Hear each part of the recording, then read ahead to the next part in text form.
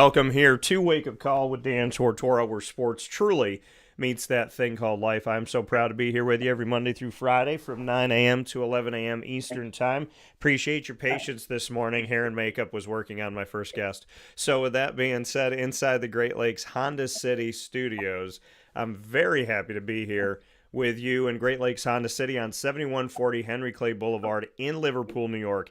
Is your place to go for your next ride. New and used vehicles and a vast array of different sizes that you need for yourself, for your family, from the Ridgeline truck to my favorite, the CRV, the HRV, the Accord, as well as the Civic, and so on and so forth. You could find it all at Great Lakes Honda City Monday through Saturday, and you can get a sneak peek at what they have on the lot by going to GreatLakesHondaCity.com. My guests for today are joining you worldwide on YouTube.com and Facebook.com, both /WakeUpCallDT and on WakeUpCallDT.podbean.com. And of course, today we're going to start the broadcast off, very excited about this, with an all-new Bobcat Buzz in our exclusive multimedia marketing partnership with the Bryant Stratton College Bobcats of Syracuse. We're going to be here with men's basketball head coach Clay Gagen-Sherman, coming off of a tournament victory on the road in Maryland. And then we'll jump into our conversation in hour number one with Gabby Holko, good friend of mine.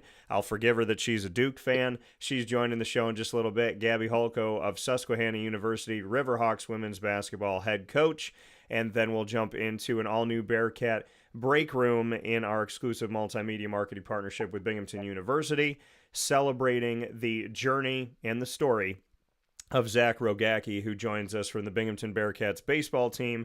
And then we'll finish off our show, as we always do on Tuesday, with the ingredients to success. Today's topic, standing up to bullies. So with that being said, here on the broadcast on Wake Up Call with Dan Tortora, we are picture-in-picture with Clay Gagen-Sherman, and we are in this edition of the Bobcat Buzz. Mr. Clay, how we doing, sir? Good morning. Doing well, Dan. How you doing today? Doing very well. And first and foremost, I said it in the intro, but a mega congratulations on the team and what they did in Maryland in your two games, a double overtime victory by a couple points, and then a jump into the next game against Cheney, where you avenged a loss to Cheney from this season. So just bring me into the tournament. Obviously this tournament took the place of the Vaden Cup that we typically see, and just why you wanted to be in this tournament and what it meant to you to play those games.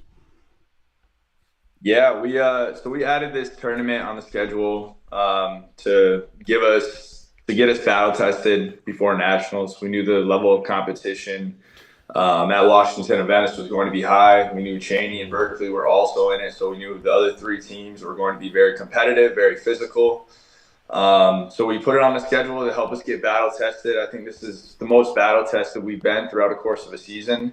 And to show up the way we did and to win the tournament was really, exciting to see. And it was definitely, a challenge for us. We had a 6-hour bus ride the day of our first game, so we didn't stay the night before. We drove down, got to the hotel, hit a reset button. We had a couple hours, everybody take a shower, get some food, do what you got to do. Then we're back on the bus in 2 hours. And then our game time was actually at 9:15 p.m. So a late start. And then for it to go into double overtime, we got out of there after midnight. So we played 2 games in the same day because the second round of the tournament was at noon on Sunday. So less than 12 hours later, we had to turn around and play another good, physical, competitive team that had beat us earlier in the season, like you had mentioned. So, it was definitely a big challenge, and for the guys to step up to the occasion and, just play with the grit that we showed in both games was exciting to see, because in a national tournament, you have to win 3 games in 4 days. So you got to be able to grind it out and find a way. And, we definitely did that this past weekend. Yeah, and to your point that you just made, how important is that for this team to play, like you said, you have to win these games. You have to win them back to back. You have to do it in short change, right? Short time. You played 2 games technically within the same day because you left the first one after midnight, as you had mentioned. How does that prepare the team for the upcoming USCAA national tournament? Well, you have to have a quick turnaround time in terms of mentality to focus on the next one. I mean, beating Washington was an emotional high. I mean, double OT, some crazy defensive stops to keep us in it. Um, you know, at the end of regulation, at the end of the first overtime, it took everything we had to win that game. So we were definitely on a high, and we knew coming into the next game, we had to be able to kind of hit the reset once again and just switch our focus to getting another win. And the ability to do that's important because in the national tournament, if you win that first round, especially for us, that'll be our first time doing it in program history. And you kind of see like, all right, that the light at the end of the tunnel is right there. The championship trophy's right there. Yeah. But if you don't focus on the semifinal round, you won't even get a shot to go at it in the championship round. So, just having that quick ability to focus on the next game is important in a tournament that's so condensed. And so for your team to show you that they have the ability to play in a game, play extra time, and then let that thing, feel it, enjoy it, appreciate it, and bounce right back into focusing on the next game. And in the next game, there was no overtime. You won in regulation. You had a wider margin of victory. What does that show you about your team's preparation and where they're at right now as you head into this national tournament? The fact that you said you have to have a quick turnaround, you got to have a short memory. Have they shown you that? Definitely. And, I think we're a tough team, both physically, but also mentally. Like we have an ultimate confidence in, each other and what we're doing this year. And we know, like, if we really connect across the board as a team and just dig in and play with the passion and the heart that we have, we can beat anybody in the country. And, we mentioned it a few games ago. We said, listen, like we can beat anybody in the country, but at the same time, we can lose to anybody on our schedule. Yeah. And I think the understanding of that, within our locker room is there. We've had some games where we lost that we should have won. Losing in early helped us kind of just hone in on the fact that we know how good we can be, but we know what it takes, to play at that level consistently. And the buy-in's there. And, for the next couple of weeks, it's, hitting a reset. It's focusing on connecting further as a team, maintaining our conditioning, and it's really just understanding our scout and our preparation. Yeah, and for you, Clay, I mean, to let everybody know when you find out, because like you said, now you have some time to scout, you have some time to prepare, you have some time to look at film, some time to work out and whatnot. When is that selection day to find out? I believe it's March 3rd. I think it's March 3rd. Yeah, March 3rd. The selection show is. I think it's 11:40 is when it starts, and USCAA Division I men's basketball is the last one. I think 1:40. I want to say about an hour into the show. Yeah. But yeah, I think it's March 3rd. Yeah, and I'm asking you because I know where I have to be that on Monday. So, yes, sir. Yes, sir. So, yeah, and it's actually the day before my surgery, so good timing on March 3rd because if the next day, then I would be in surgery. So I definitely am looking forward to that. It's one of the last things that I will do before I go in to get some wisdom teeth taken out, and hopefully all goes well on that side. And I think I told you this, that I said to them, they're like, yeah, you're scheduled for March 11th for your surgery. And I said, yeah, we got to do it sooner. And I kept telling my mom, I was like, I can't do it March 11th. I got somewhere I got to be. I said, I promised a bunch of people I'd be in Buffalo. So we got it moved up to March 4th. And so hopefully I'll be able to rehabilitate through that week and then be ready to go with you guys, hopefully on the bus, because, I got some things to film and some things to do. So I'm definitely doing what I can to make sure that I'm healthy and ready to go for you guys. Appreciate that, man. Definitely hope the surgery goes well, and looking forward to this final push, this last part of this journey, because it's been a special year, and hopefully it's going to be one to remember these next few weeks. Yeah, and for you between now and then, right? Because we find out next Monday what your seeding is, who you guys are going to be facing off against in Buffalo in the USCAA Division One national tournament with a quest for a national championship. But between now and game time, what is your I mean, how are you kind of planning things out? Because I know you're a planner, you get things ready, you get things right. So does it change from typical game weeks, or I mean, is there an adjustment that you're making to the plan that you have for the guys, or is it different? How are you kind of going about between now and the first game in the national tournament? Yeah. Yeah, I mean, the first thing is we got a game tonight. It's Yeah. looking like this is going to be the last game of our regular season. Yeah. So making sure we finish the season off, the right way, focusing on what we got to do today. Hopefully we come out, we play well together. We get some positive energy, like our senior night. We obviously had a huge win. Everyone played well. Everyone got in. Everyone got an opportunity to go out there.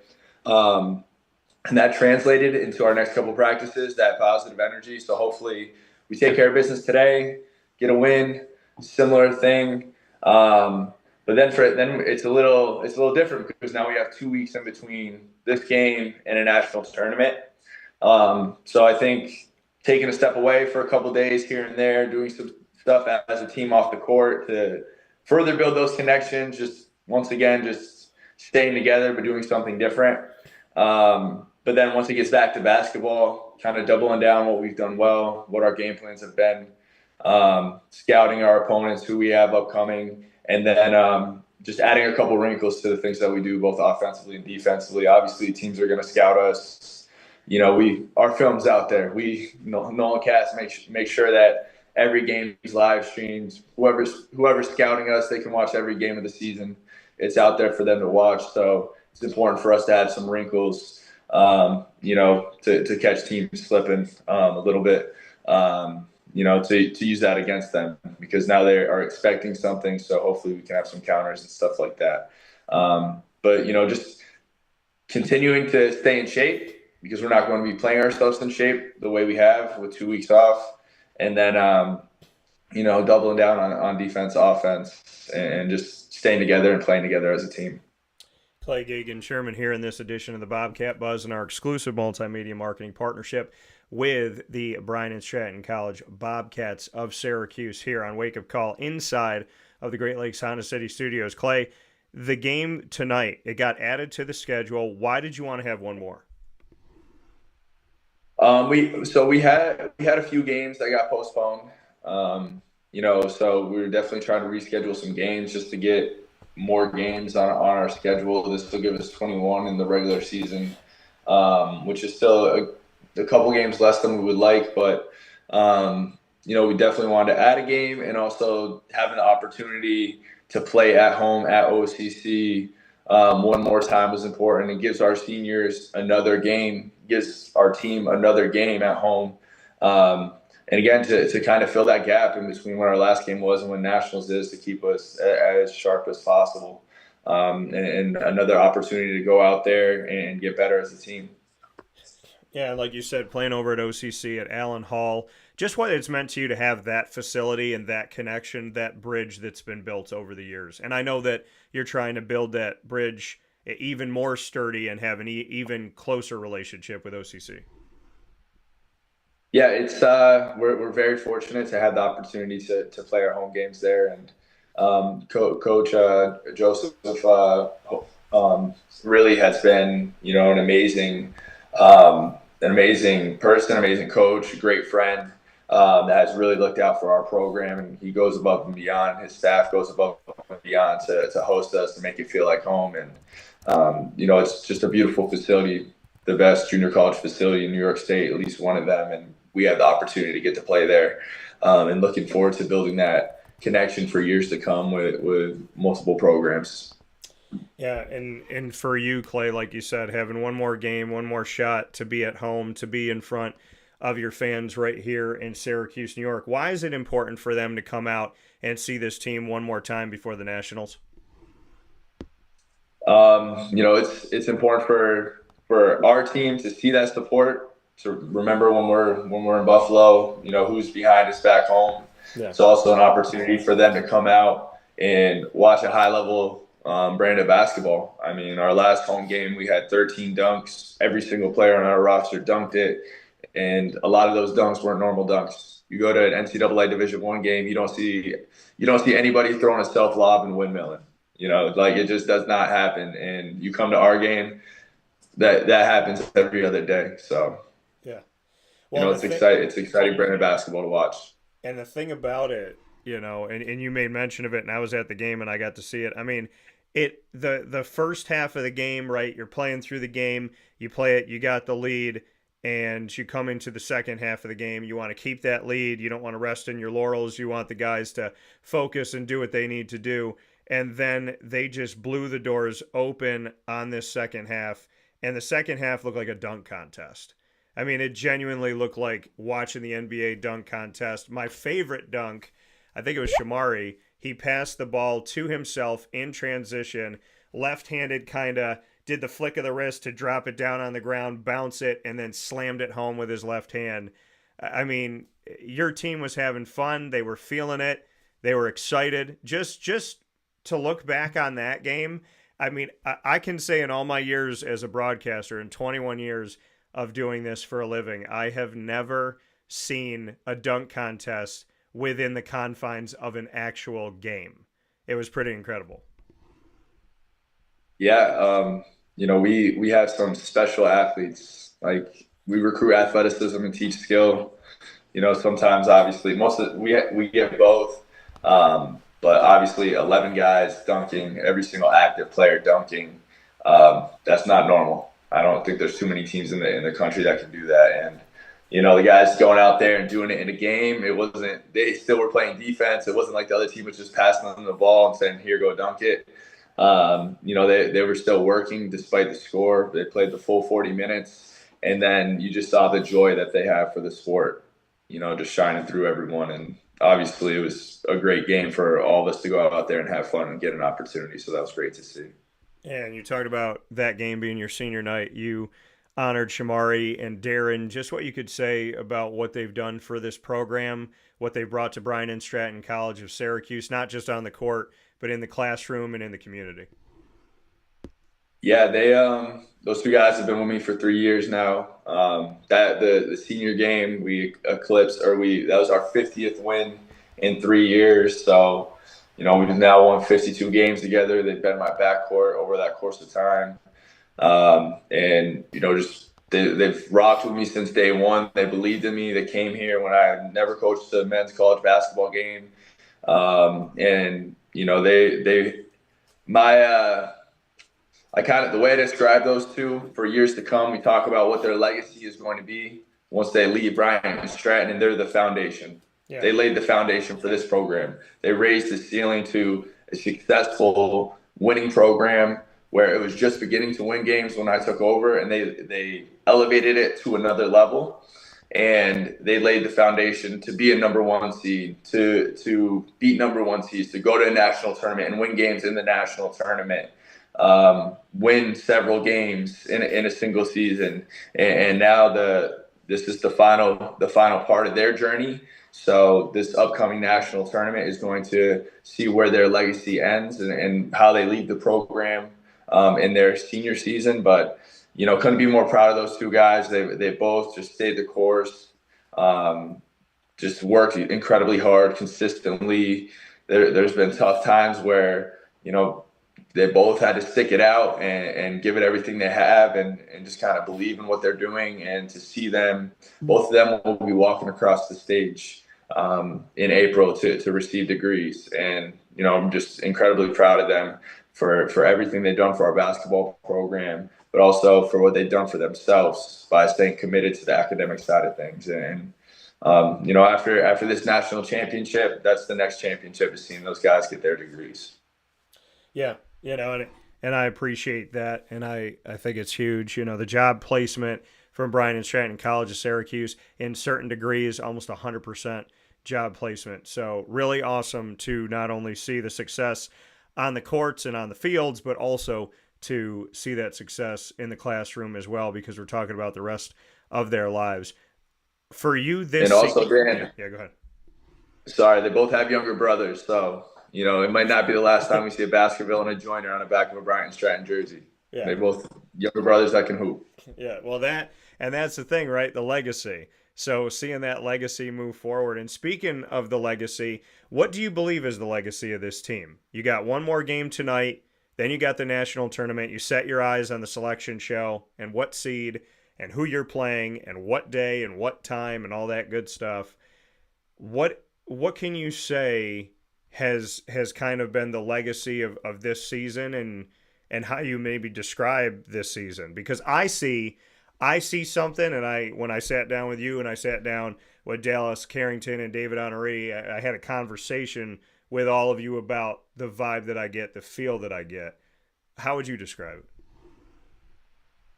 Yeah, I mean, in terms of legacy, we'll see what we do in this national tournament, but this is the best team in program history. This is possibly, once again, we'll see what we do in this national tournament, but this team has the potential to be one of the best teams I think the USTA has ever seen. That's a strong statement, and it comes with, a lot of expectations heading into this tournament, but the potential to be that and do something special is there. But I think it goes beyond the court with these guys. That's the on the court. I think, the sky's the limit on the court, but off the court in the classroom, 9 guys on the dean's list, a couple guys graduating this upcoming semester. It's just really good people. Yeah. Like meeting with Dave and Dallas, you saw who they are. They're just selfless. They care about other people. And I guess if I had a word to describe the legacy, it's just excellence on, off the court, in the community. It's just, we have special people with special talents that, are here to do something special as a team. You've seen success with this program, Bryant Stratton, Syracuse, a men's basketball program. What is it about this team's makeup this season, offensively, defensively, the little nuanced things that maybe not everybody catches when they watch a basketball game? What did you add this year that makes you believe you have more in the tank when it comes to the national tournament? It's really about our depth. Our depth is all the way through the roster. Guys can hold their own. Doesn't matter who we're matched up against. And it's also about the combination of players that we have, the formula that we have. We have players that when we need to go fast and we need to hurry and it has to be chaotic, guys that thrive in those situations, we have those on the roster. When we need a bucket, we got guys that can go out and get us a bucket. When we need to clock it and use the clock and make good decisions, we got guys that kind of fit those situations. So I think we just have a balance of talent and experience that help us in different situations, and guys that truly want to win above anything else and will do whatever it takes to win. And this opportunity and this team mean everything to them. And what we accomplish, they're going to give their entire heart and soul to do something special and to win at the national tournament. And they're going to leave everything out there on the court. They will die on that court before accepting losing. And I think that is really the separating factor. Every single person that we have, every single student athlete we have on this team will do whatever it takes to help this team get to where we want to go. Yeah, and a final note, and kind of going off of what you said, Clay, is it's all about the culture, right? It all comes down to culture. It's not just a word. It's not a buzzword. To me, it's a very real thing, because I know when teams have it and I know when they don't. What can you say to the culture of this program right now? I think it's about excellence. I think it's about commitment. It's about, putting others before ourselves. It's constant elevation. It is, been my mindset since day one of starting at Bryant Stratton. Starting a program, you understand, it's going to be an uphill battle. It's going to take time. It's going to take consistency. and then taking over a program, you understand you kind of have those same challenges. So it's about constantly wanting to be better, raising the bar, setting the standards, holding those standards, and working towards something. And I think the culture of this team is just all in on being that best team in program history on and off the court. And like I said, the potential is there, and we've done it throughout the regular season. But as everyone knows, the postseason is a separate season. So the story is unfinished. Yeah, unfinished business, more to be had. A new season awaits this Bryant Stratton College Bobcats men's basketball team here in Syracuse after the game tonight. We look forward to you going out to Allen Hall at OCC tonight to see this game, and we appreciate the support that you're giving all throughout the season, and we look forward to people coming out to Buffalo. I have given my word to Dallas, David, and Clay, as well as the team as a whole. So my ticket was punched. I think David said it to me. He goes, "Oh, he don't realize he just punched his ticket." So that was a few weeks ago. Ticket is punched, and everything else that I typically do at this point of the year is on hold to see this team and hopefully behold something very special. Clay Gagen-Sherman, Bobcat Buzz, the men's basketball coach at Bryant Stratton College of Syracuse. Clay, as always, I appreciate you, and I wish you all the best tonight and moving forward. I appreciate you too, Dan, and we're going to make this tournament something to remember. All right, and I'm excited for you to be a part of that. You know what it is. We're ready. We're going to be ready. I already know. That coming from Clay Gagen-Sherman. Clay, we'll talk to you soon. Be safe and stay well, and God bless. Thanks, Dan. Appreciate you. All right, take care. Appreciate you too. With that being said, here on Wake Up Call with Dan Tortora, here inside of the Great Lakes Honda City Studios, we're jumping right into our next conversation with Gabby Holko. We have a show. We got one, and then two, and then three awesome guests coming up on the broadcast. Then we have the ingredients to success. And, of course, we're going to be talking about standing up to bullies, which is something that needs to be discussed in our culture. You know, the fact that we even have them is kind of ridiculous. But it does build adversity, so we can have greatness come from it. Just sad thing to see people treating people with a level of disrespect. I never like to see any of that. So plenty coming up here on Wake Up Call with Dan Tortora inside the Great Lakes Honda City Studios and inside of MonPazPopcorn.com is what's popping. Our next guest on the broadcast here, Gabby Holko. She joins me from the Susquehanna Riverhawks.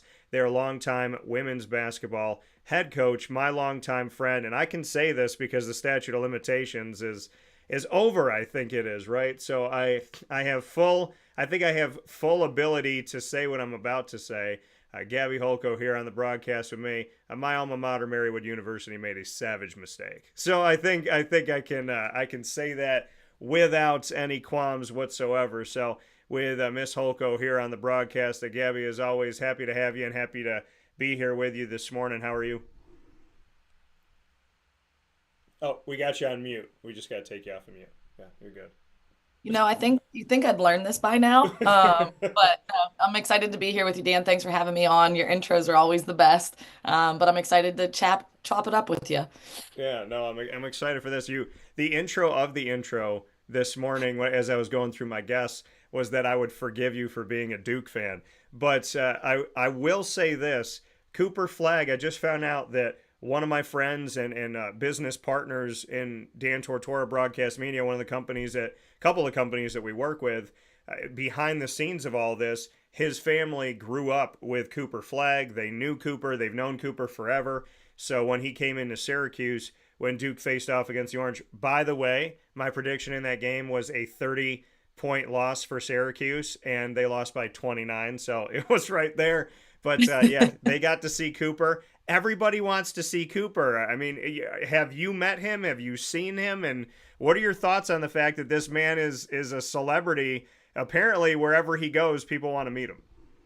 Yeah, no, I think I've only watched Duke a handful of times. I'll be honest with you. I haven't really been following a lot of men's basketball. I've been engulfed in our season, but also women's basketball right now is at an all-time high. There's so many great teams right now. So just been really focusing in on women's basketball. But I have watched Duke a couple times. Cooper is outstanding. I mean, the thing about him too is you could just tell the effort in every single minute that kid is on the floor. I mean, he's his talent is unmatched, but at the end of the day, like his effort on defensive plays, I mean, the way he can score the basketball and just being able to see how he is as a teammate is something really cool. And John Shire has spoke about that a ton via social media and the clips that they share. But it's really cool to see a top prospect at that highest level of men's basketball at NCAA being just a genuine human.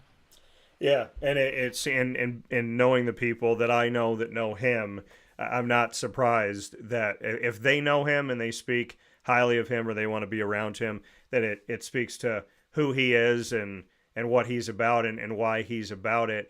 Also, the fact that you have what I consider the nucleus of Syracuse basketball. I said if they lose this man, they lose their center, and that's Malik Brown. So he's also on Duke, and John Shire speaks very highly of him.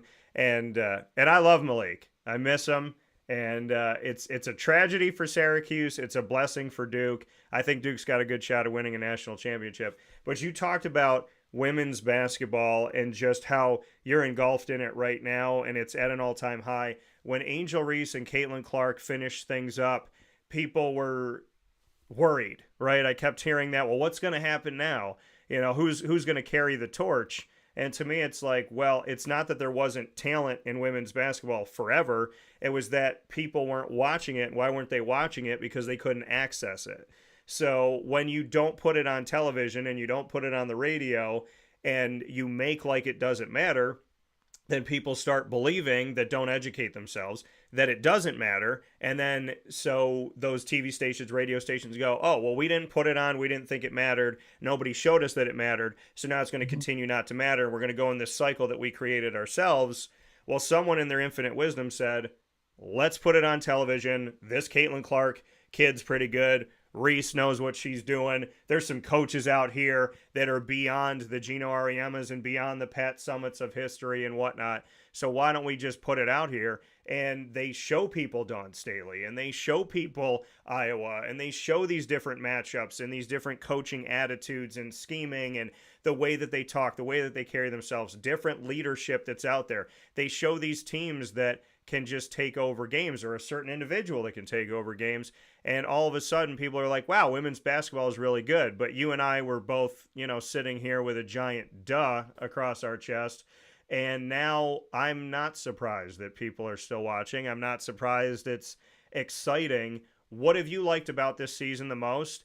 And is it time to finally put to bed the worry that without Caitlin Clark and Angel Reese, how could it survive? Yeah, 100%. I think there's so many great women's basketball players out there this season. Just to touch on a few, I mean, the best backcourt in America, Hannah Hidalgo, Olivia Miles from Notre Dame. I think that is, you watch them play together and people say all the time, like, wow, they're a little bit of the same player. So how are they going to mesh well? And that was the biggest, like, oh, is this going to work? And those two, watching them play basketball together is something special. You have the freshman from UConn, Sarah Strong, who is a beast on the inside.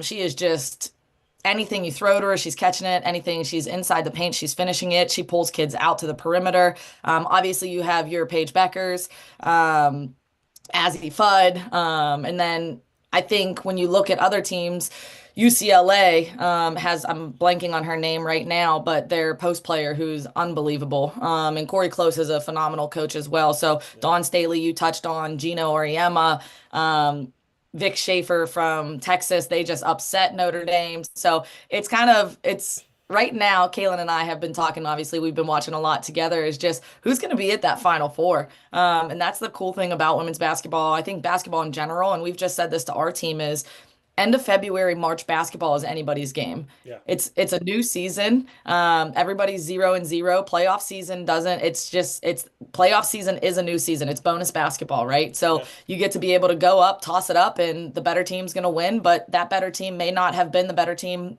all season. It's just who's going to give a little bit more, who's going to make a little bit more shots, and who's going to get a little bit more defensive stops. But I'm excited for women's basketball. As you said, I don't think that women's basketball has to worry that Angel Reese, Caitlin Clark are not here. I think the NCAA has done just fine. The ratings have been through the roof. I think the W has done a wonderful job with the branching off of for the players to make the Unrivaled League. I don't know if you followed that at all, but it's the 3v3 league that the WNBA players kind of created so that they didn't have to go overseas. Yeah. And it's hosted down in, I believe, Miami. But those games are insane. It's 3v3 full court. The court is smaller. It's not your normal regulation sized court. Roles are a little bit different. They do the elimination like the TBT for the fourth quarter. So whoever's up, they put 11 on the top score, fourth quarter, whoever's that first team to reach that. I just think a lot of people are buying into it. And like you said, it was because it wasn't on the air, right? Like, how can you fault people for not watching something when you had to go through so many hoops to be able to see it? Yeah. Now you go into ESPN, ESPN Plus, you're going to see women's basketball. So it's super exciting.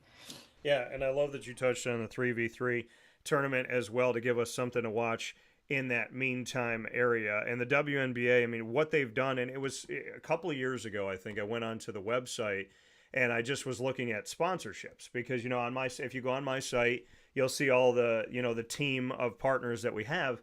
And I was looking at theirs and I was just like, wow, these are some very reputable businesses that are putting their money and their energy and their name with the WNBA. And I felt like that was going to pay off dividends. And it seems like we're seeing that, you know, excelling of that. There's also something else that I don't know if you know this, but I'm a card collector and I absolutely love to collect all different types of things. And I actually have them right off the side here. I don't think that, and I'm not saying this because we're talking about it right now. I've said this multiple times and I said it during my live box break. I don't think that there's cooler looking cards out right now than the WNBA cards because they've taken the refractor and they've made them insanely like just this zigzag rainbow lightning looking stuff. And I think my Brianna Stewart, I don't know. Oh, it's over here. So I finally got in my first pack of cards, I got a Brianna Stewart, and it's her pink refractor here on the Liberty. Obviously, she's from Central New York, and so am I. So I was happy. That was a win for me. I'm still chasing my Caitlin Clark autograph, but Panini decided to, for the first time ever, have a WNBA box, and they just did. So this Panini run that they just came out with is the first time ever. It's the debut WNBA. So when people say, how much does women's basketball mean to America? How much does it mean to the world? Well, these sports card companies are now putting out a debut series, and I've opened a couple of these boxes to really say, like, we value this. We think the cards have value. We think the players have value. We think there's people that want to buy, sell, and trade these things.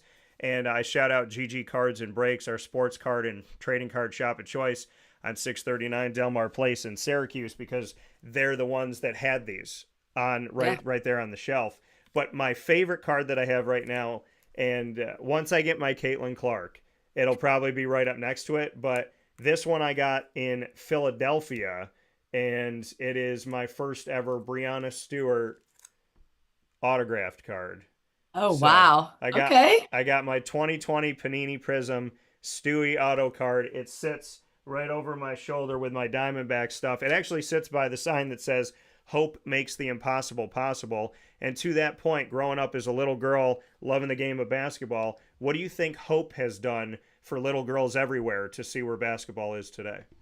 Yeah, I think when you talk about when we were younger and seeing basketball on TV, obviously there were not many women's basketball games on TV.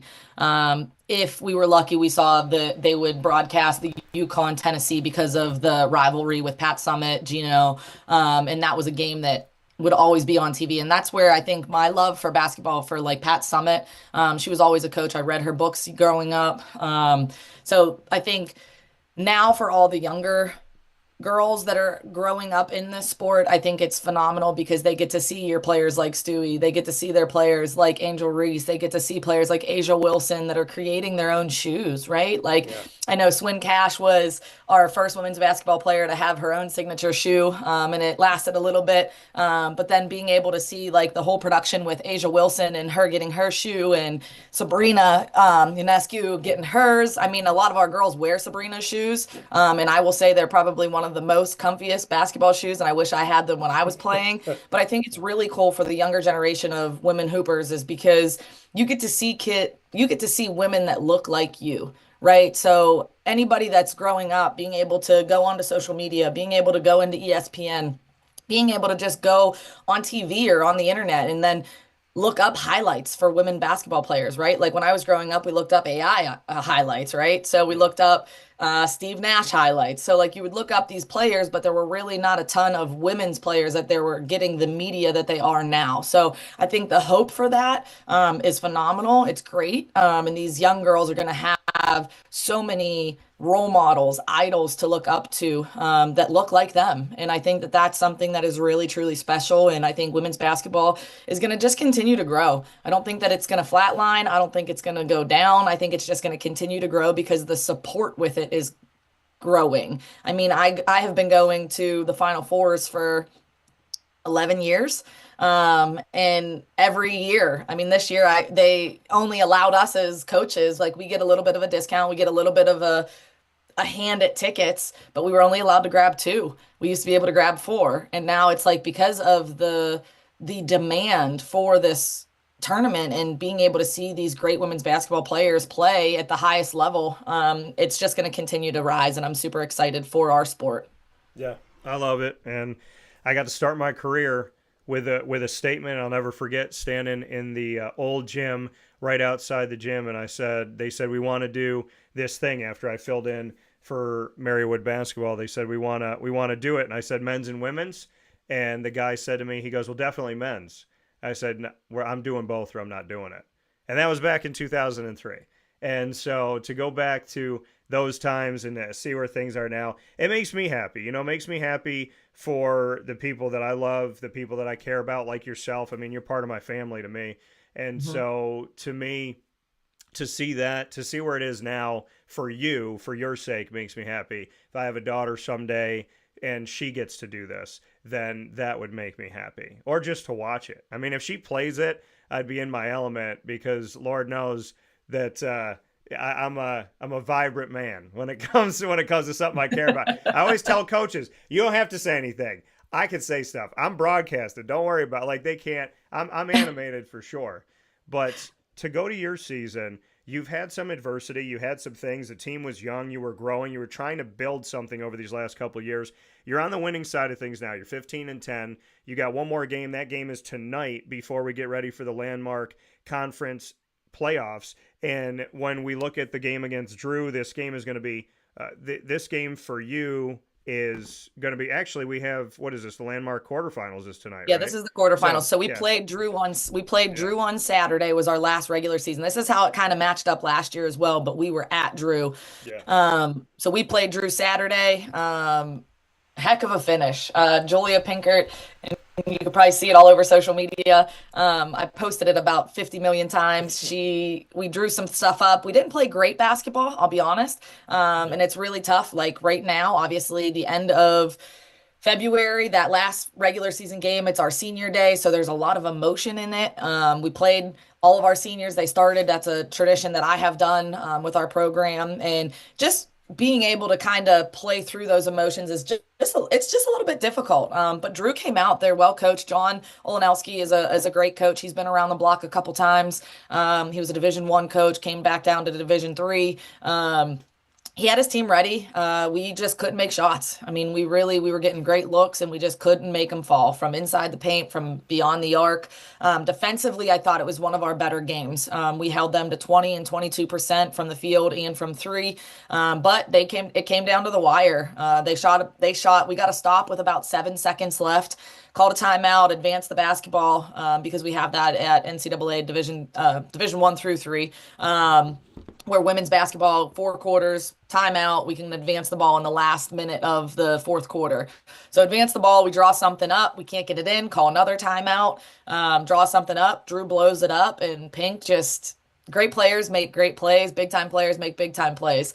She just was able to get a good sidestep, still was contested, let it fly, and bang. This 3 was the entire gym erupted. And like for a player, I said to her, like, she'll remember that for the rest of her life. And that's something that as a coach, you want that moment for players. And I think it came at the most perfect time for Pink because she's been going through a little bit of a shooting slump. That to be able to understand, like, you can make big time plays and you've always been a big time player. And that ball fell, and it was a great moment for our team to win for our seniors. But quick memory, goldfish mentality, right? Like, we're coming back now tonight. It's a doubleheader quarterfinal night for Susquehanna. We're going to be hosting Drew at 5:30, and then our men are hosting Moravian at 7:30. So it's going to be a great night in OW Helts. So if you're listening from the Susquehanna community, show up, show out, give us the positivity that we need. Yeah, no, and it's going to be huge. And like you said, quick turnaround and same team, 55-52 victory. Got Drew again tonight in the Landmark playoffs here in the quarterfinals here. We know the Landmark Conference is a very difficult conference, so looking forward to seeing you move through that. And speaking of moving through it, I know that I only have a few more minutes with you, and I don't want to waste my time on rapid fire, so I want to jump right into it. Let's go to it. What's your first question for me? Oh, first question. If you had to pick, I don't know how much women's basketball you've watched this year, but who is your Final Four for women's basketball?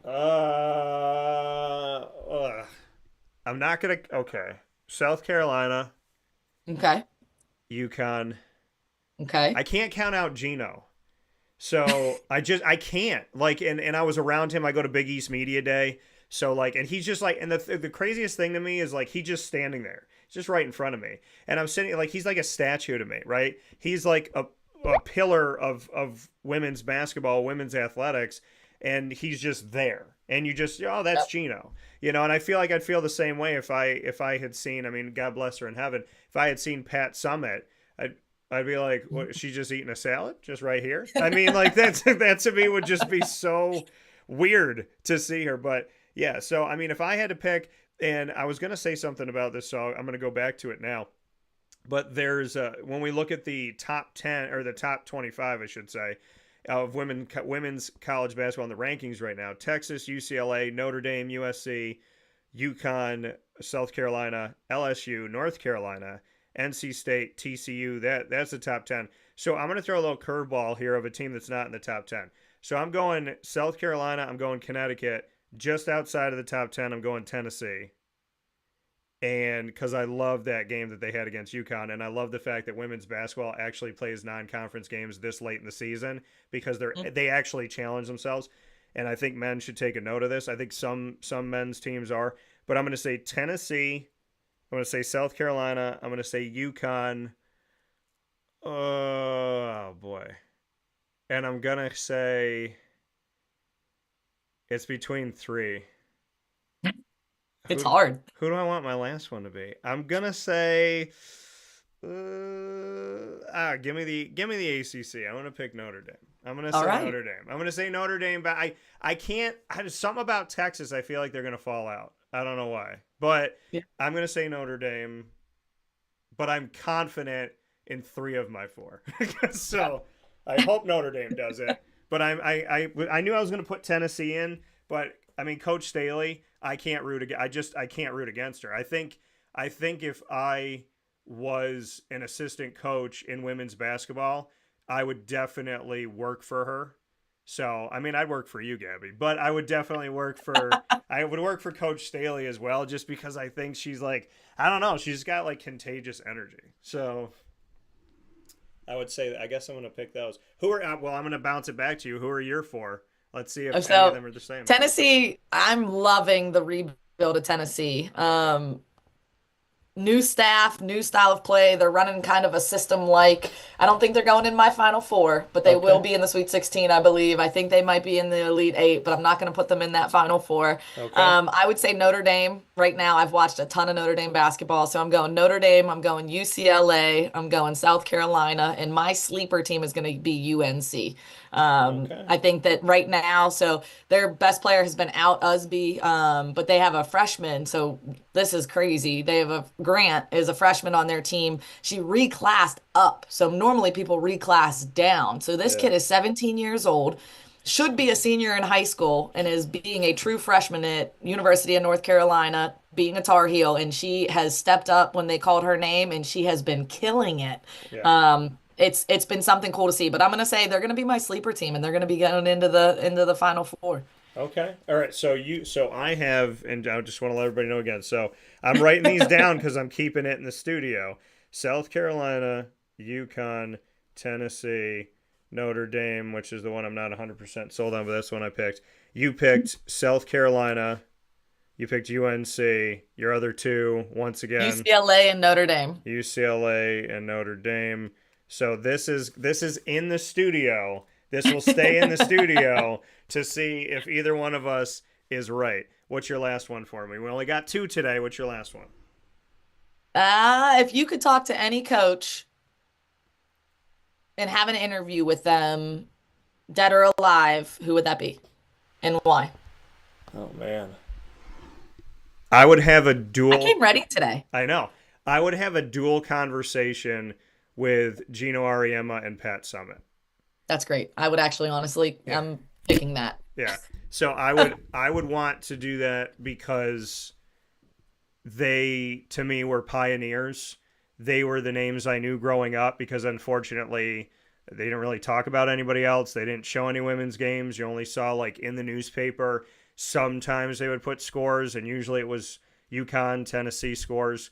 So I would want to sit with Pat and Gino and talk about what they came into, why they came into it, and where they saw it go, and what their vision was, and what their thoughts are on the fact that they were pioneers for women's basketball.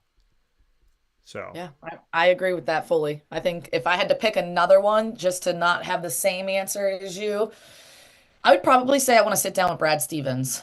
I think he is one of the best basketball minds. Him or Greg Popovich, and obviously Pop going through what he's going through with having a stroke and figuring that out. But both of those NBA coaches have given a lot of space for women coaches to come in, to learn, to be on their staff. Obviously, Brad Stevens with Kara Lawson, who's at Duke, and then Pop with Becky Hammond, who's the leader of the Aces. Like, I think it's just a really cool thing for men's basketball and women's basketball to be kind of just together on everything. And I think that those are two male coaches that have really kind of laid some groundwork for women's basketball. yeah, and Brad Stevens, I got to be around him when he left Butler for the Celtics. I was with him at Summer League, and I just remember like just being there, and he's right in front of you, and just thinking to myself like, this is one of the coaches in the entire world that I wanted to talk to. So Yeah. my final question back to you, Miss Holko, is who is the cook between you and your wonderful wife? So who is the chef? And if you were cooking tonight, what's the smorgasbord of food? Because I'm looking behind me at this like beautiful setting of home. So I want to know who's cooking and what are we making, because I'm very hungry in the studio. So I'm going to punish myself right now. So this is like a double kind of answer. I cook breakfast. I am the breakfast maker. Anything I make in breakfast is I will say Kay is more of our dinner cook, Okay. our dinner chef, and I'm her sous chef. She says I'm messy in the kitchen, and that makes her stressed. But hey, it all gets done. It gets done the right way. And I would say if she's making something that I really like of hers, it's going to be scallops over risotto. Okay. All right. So what are you making for breakfast? Oh, for breakfast, so big with skillets. I'm a very big, let's get some potato hash going, some sausage, some eggs. I'm a great pancake maker. So that's been on the agenda before. We do a lot of blueberry pancakes in this house. But I will say, and this is a Pittsburgh word, a Pittsburgh thing, I am an A+ dippy egg chef. Okay. So a dippy egg is just your over easy, but in Pittsburgh, I don't know why we call it a dippy egg. I guess because we dip our toast in it. So making it simple. Yeah, I know all about the dippy egg. That's what I asked for as a kid. I still love it. So, and I would say I'm a great pancake maker too. First thing I ever made. So I would say blueberry chocolate chip. I did the mashup. Oh, So yeah, okay. yeah, I did the and I have a secret ingredient that I put in that gives it a little more flavor to itself. Subtle. People can't usually figure out what it is, but it's definitely, it's there. They just don't know what it is. So I definitely love it. Time went by way too fast. I'm gonna have you back on again. Obviously, we're in the postseason in the Landmark Yep. Conference. I'm hoping the best for you and the men tonight, 5:30 and 7:30 at Susquehanna University. Go and support your Riverhawks. Gabby, as always, it is my pleasure. Please give my best to your family and give my best to the head chef of your household as well. I will. I will. Thank you I'll so tell much, you Dan, soon. for having me on, and I can't wait to be back. All right, sounds good. Talk to you soon. Yeah. That coming from Gabby Holko here on the broadcast one more time, and we're going to jump right into our next broadcast, or next piece of the broadcast, I should say, inside the Great Lakes Honda City Studios. We have not taken a step aside for a commercial break yet, and that is just a testament to what we do here on Wake Up Call with Dan Tortora, where sports meets life. If you don't know how we do it here, you're getting to know how we do it today as you're watching and listening. We are all about content. We have fantastic partners, and they have messages for you, and we play those messages, and we share those messages. And at the same time, we are all about content and making sure that if you're watching a 2-hour show, you're not having like an hour and 20 minutes of actual talking. I can't stand that. I'll turn on a broadcast, and they'll have a commercial break. They'll come back for 2 minutes, go into a commercial break, and the commercial breaks 5 minutes, 10 minutes. By the time I finally hear something, I'm like, this, I've heard 3 minutes of show and 20 minutes of commercials. We don't do that here on Wake Up Call with Dan Tortora inside the Great Lakes Honda City Studios. And I'm so happy to be here with you. Thank you for your support, and thank you for your love over the years and all of your kindness and generosity of your time, your eyes, and your ears. Thank you. And of course, our main website is wakeupcalldt.com. So make sure you head over there and get all of our content where sports truly meets that thing called life. And I thank everybody who's been hanging out with us on Wake Up Call with Dan Tortora through the years, and for everybody that's coming in for the first time. So welcome to the show. We got Zach Rogacki here getting ready to come onto the broadcast. So as soon as his video pops up for us, we will be ready to have him onto the broadcast. So Zach going to be joining me here on the show for the first time ever. It's inside of our Bearcat Breakroom, and I see that we have Zach here ready to join us on the broadcast. So we're going to get him set up here. Once again, Wake Up Call with Dan Tortora inside of the Great Lakes Honda City Studios.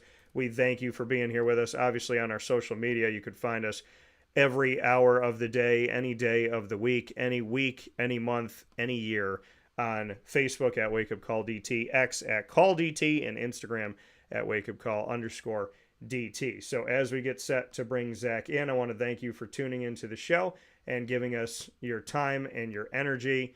And so with that being said, we are now picture in picture with Zach Rogacki here of the Binghamton Bearcats, Binghamton Bearcats baseball team, and happy to have him here on this in this very special edition. He's a catcher for the Binghamton Bearcats, and inside this 2025 season, which I cannot believe, and Zach, I don't know if you could believe it, because the season to me is, it's still winter. Okay, we're still getting snow here in central and upstate New York, and of course Binghamton's in the southern tier. We are here in this Bearcat breakroom here with Zach Rogacki, Binghamton University Bearcats catcher on the baseball team inside the 2025 season and inside our exclusive multimedia marketing partnership. I love the Bearcat behind you. Zach, how are we doing today? Good. Excited to be here. Got your text last night, and I was pretty excited to jump on a call with you and get this going.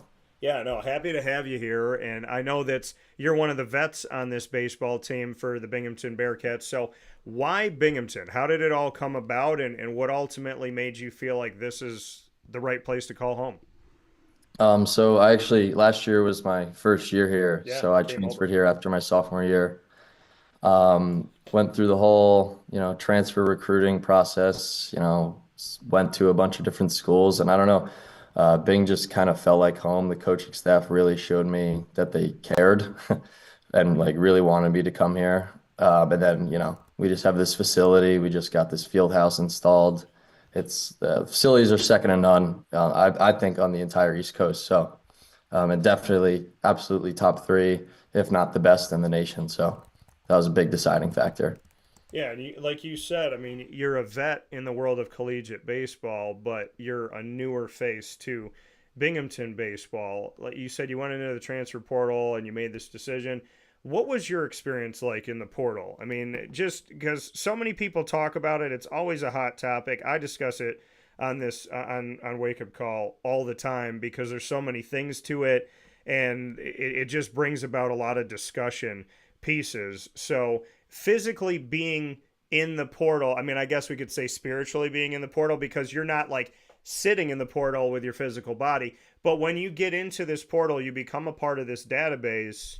What was that like? Because so many people discuss what they think it is, what they think it feels like, but being a student athlete that was in the portal, how was the experience?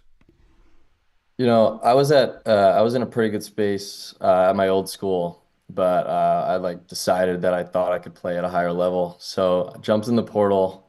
It's kind of the most stressful, unstressful thing, if that makes sense. Okay. So, big decision that you're gonna make. But I went in having no clue whether, schools would be interested, but they find you if Yeah. you could play. Like my dad, when I went in the portal, he told me like if you could play, like they'll find you. So like that was a big thing that de-stressed me, and I got lucky. I just reached out to a bunch of schools, Binghamton being one of them, Yeah. my top list of schools. And schools reached back out to me, and as soon as schools started reaching back out to me, I, kind of relaxed a little bit Yeah. because it's a big risk going in the portal. Relaxed, and then progressed down the line, and wasn't too stressful after that. But initially, pretty stressful stuff. Well, and I was looking back at this last night. You transferred from Alvernia University. Mhm. So just bring me into that experience and obviously a different level of baseball. You said you believed, you banked on yourself, you believed that you could play at a higher level of baseball. What did you take away from Alvernia, and what made you believe that you could move up in NCAA?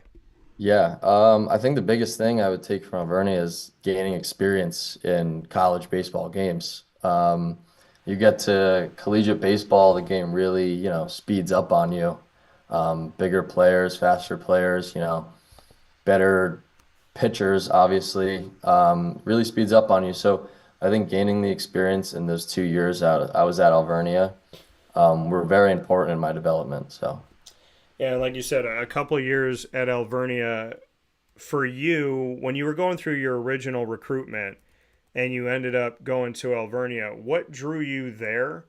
And did you think to yourself, this is a stepping stone? I know I have more in me. I know I'm going to go show myself here. I mean, how was your recruiting process like? I mean, what kind of came of it? Was it a lot of schools getting in touch with you? Do you feel like you were under recruited and you said, "Hey, I'm going to go here and I'm going to be here forever and I'm going to show everybody," or "Hey, I'm going to go here and I'm going to utilize this as a way to show what I can do and then I'm going to try to get recruited again." I mean, how did you kind of go through the process?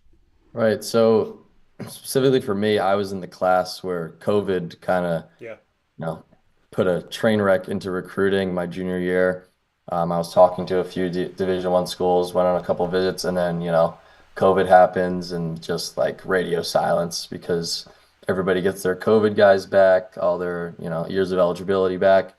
So I felt like I was a little, you know, under the radar for the most part after COVID happened. Yeah. And, Division One schools couldn't come see me my junior year, which was the most important, year for recruiting for baseball players in high school. So then, fall comes in my senior year, I don't have anywhere to go, and a bunch of Division III schools had been following me all summer and all fall, and I really had no idea what junior college was, so I wasn't really looking into that route. Yeah. So I'm a pretty academic focused kid, so Division III is a pretty good outlet for that. Alvernia reached out to me, schools like Misericordia, Arcadia, but I don't know. Alvernia really stuck with me in the visit I went with them, and I really enjoyed the school, the coaching staff, and I actually got to go watch practice, which I thought was pretty unique. So I don't think it would be fair to say I was always planning to leave Alvernia, but after my freshman season, I kind of had a chip on my shoulder because I got second team all conference catcher, and I, decided to stay so I would get the first team, so it would look better for myself. It was a personal goal and, transfer purposes. So I don't know. I felt like I just kind of excelled my sophomore year, and, I knew I had Division I interest in high school, so I just wanted to explore that path. Yeah, and when you went out there, like you said, education has always been a big part of what you do, so that wasn't a worry. When you saw, I mean, how much did you know about Binghamton's educational side of things? I mean, they were just named within this past year, a top 10 in the nation public Ivy League school. Did you know that Binghamton was going to, take, like you said, never had a problem with education. I love, that's important to me. Did you look at that side of it? And did you know, like, if I go to Binghamton University, I'm not a student athlete at some school where I can slack off and take some, nothing courses and just play baseball. Like, I have to make sure that I'm on my A game. How much did you know about the educational side of Binghamton? Right. So I had looked up a few things about Bing before I got here. Obviously, at my old school, I was an environmental science major and had to switch over to bio when I got here. Yeah. So I knew they had a pretty esteemed biology department. So I knew I'd be in for a bit of a rough first semester trying to get, organized and things like that at a new place. And, my parents have always been academics are the top thing and then athletics are the next thing. Yeah. So, I always take that seriously. And I looked up that Binghamton, for the things I looked up, every single website said they were a top 30 academic school in the nation. So that was pretty important to me. So, and, right now I'm sitting when I did my visit facility, I'm actually sitting in like the academic excellence room we have in our facility. It's ginormous. You get pretty productive work done in here. So that was an important thing too. Yeah, I toured your facility a few months back, and I got some videos that I'm going to be putting up now that obviously it's baseball season again. And I mean, I've been to junior college places. I've been that have good facilities. I've been to the facilities at some high schools in central and upstate New York that I think have fantastic collegiate level facilities, and Liverpool being one of them. And I went into your facility. Now, I've covered many a school, and I have seen a lot. I've been down to Florida State.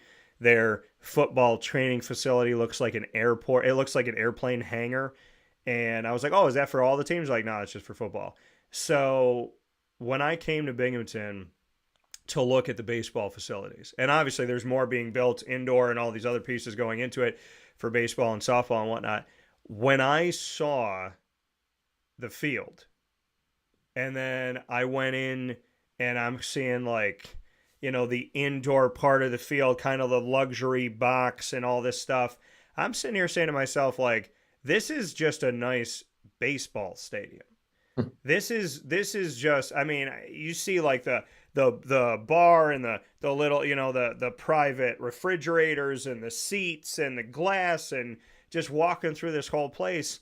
And as soon as you walk in, there's video, there's the jerseys on the mannequins that are there. You come over, there's a room where you touch the thing and it makes the room like shaded so you can't see inside of it. So if you're having a private meeting, you can shade the room. I was sitting here thinking to myself, like, how often will Binghamton and our exclusive multimedia marketing partnership allow me to use this space to do a broadcast? Because your facility at Binghamton University, and I was told this before I came in, they said they rival the Big Ten. It's like an Ohio State facility for the Buckeyes. That's what I was told coming in. $60 million facility. Absolutely incredible is what I was told. I come in, I see it, I tour it. I don't really like it. It left me just like, I mean, I went into your clubhouse and I've been in at Major League Baseball clubhouses. Yours was nicer than some of the Major League ones that have made the playoffs. And I walk in and I just see, and it kind of reminded me when the Orlando Magic and the NBA redid theirs, the way yours is set up and kind of this like cyclical thing where you're all kind of like facing each other. And it's just, I I don't have adequate words. I don't think there's enough in the dictionary to say Binghamton University has one of the greatest, nicest, classiest facilities in that I have seen in my lifetime, professionally, collegiately, whatever. I mean, I would imagine when you came to visit Binghamton University, you probably stood there in silence and thought, if I come here, I get a locker in this room. So I know I just kind of teed it up here and threw you like a really slow pitch fastball here at 40 miles an hour to bang out of the stadium. But let's get into the facilities from your perspective. Because I mean, I'm sitting here thinking of everything that I saw, and I'm struggling to find the words that adequately describe that everyone in their lifetime should watch at least one game at Binghamton University. Oh, you're on mute right now. So there you go. When I sorry about that. When I did my visit here and I like walked in, there's this. I saw the weight room and there's this huge Binghamton Bearcats. I think I could like turn the screen and show it right there. Yeah. I saw that, and I was like, wow, like the branding in this facility is insane. And as soon as I walked in here, I had one more visit lined up for where I was gonna go, and like right when I walked in here, I was like, this is where I'm coming. Obviously, I went on the visit to just, see what was out there to offer still. But yeah, I walked in here, saw it's ridiculous how much technology we have here. Everything, everything that's put into this place is for our development and, like success. Um, yeah. So even the lights, you just walk into a room, the lights just turn on by themselves. Yeah. Like it's crazy stuff. The locker room is, I think it rivals. I think this facility, I know there's Arkansas has a crazy baseball facility, Oklahoma State. I think we are like completely rival those. I've seen the videos. I honestly think like we have the best facility in the country. And now that we have the field house, the indoor field house, which you probably haven't seen, we have a full practice infield and half an outfield indoors, which is incredible for Northeast because we haven't had a single practice outside. Yeah. And we have this field house now with a full turf infield, bathrooms, dugout, everything. It really helps us like prepare, get extra reps, and this place is always open, which I thought was another incredible thing about this place. Like you could come in here.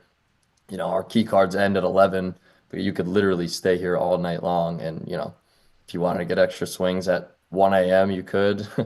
But, I just think every piece that went into this facility has a purpose. And I think that's pretty important. So I kind of feel like you must feel like, and your teammates, that you've walked into Stark Industries and this is like Iron Man's headquarters, essentially. yeah, yeah. To be honest, like it never gets old being in the facility. Like you want to come here every single day and get better. And I walk in here, like I think the first month I was here last year, first being on here on campus, I like would walk past the stadium and I would be like, wow, like I'm so privileged to be here. Like this is such an honor that they decided to, let me into this space. Yeah.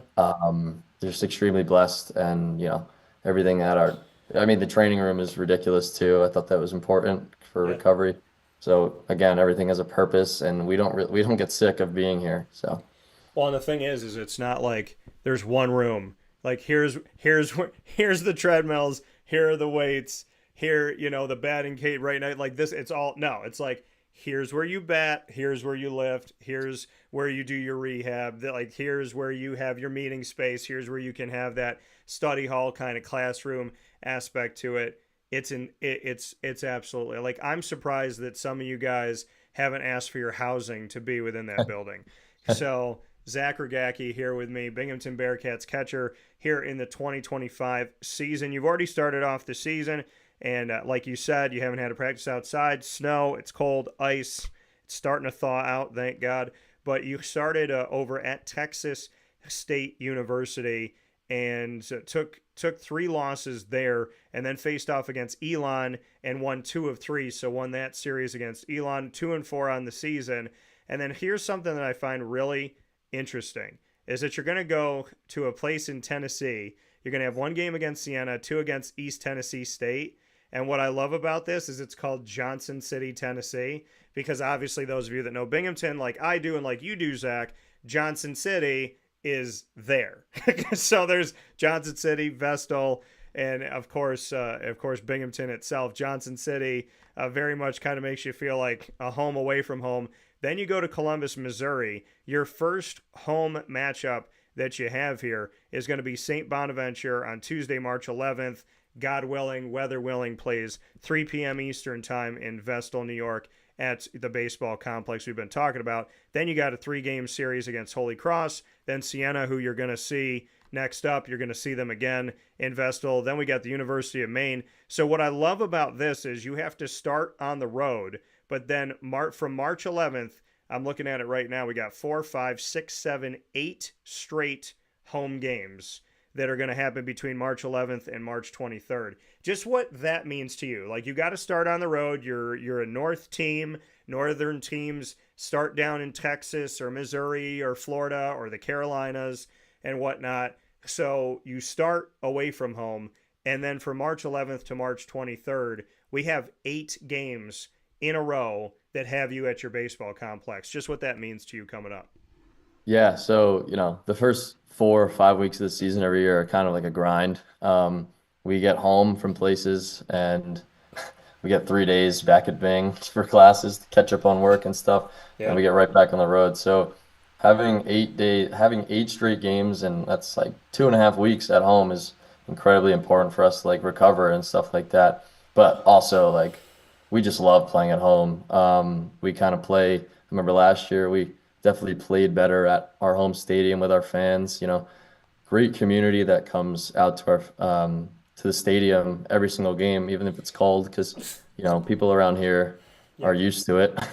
So they don't mind bringing a blanket or a jacket and coming to watch us. So even if it's cold, we still get pretty packed out stands, and we just honestly have more fun playing at home. We have a great group of guys, a lot of energy, and we're pretty excited to showcase it to everybody here. Yeah, and for you, the challenge of what you've had early on in the season, when we look back at Elon, where we saw you win 2 of 3 and win that series, starting off the season, losing the series at Texas State, what has been maybe the biggest learning lesson for this team up to this point?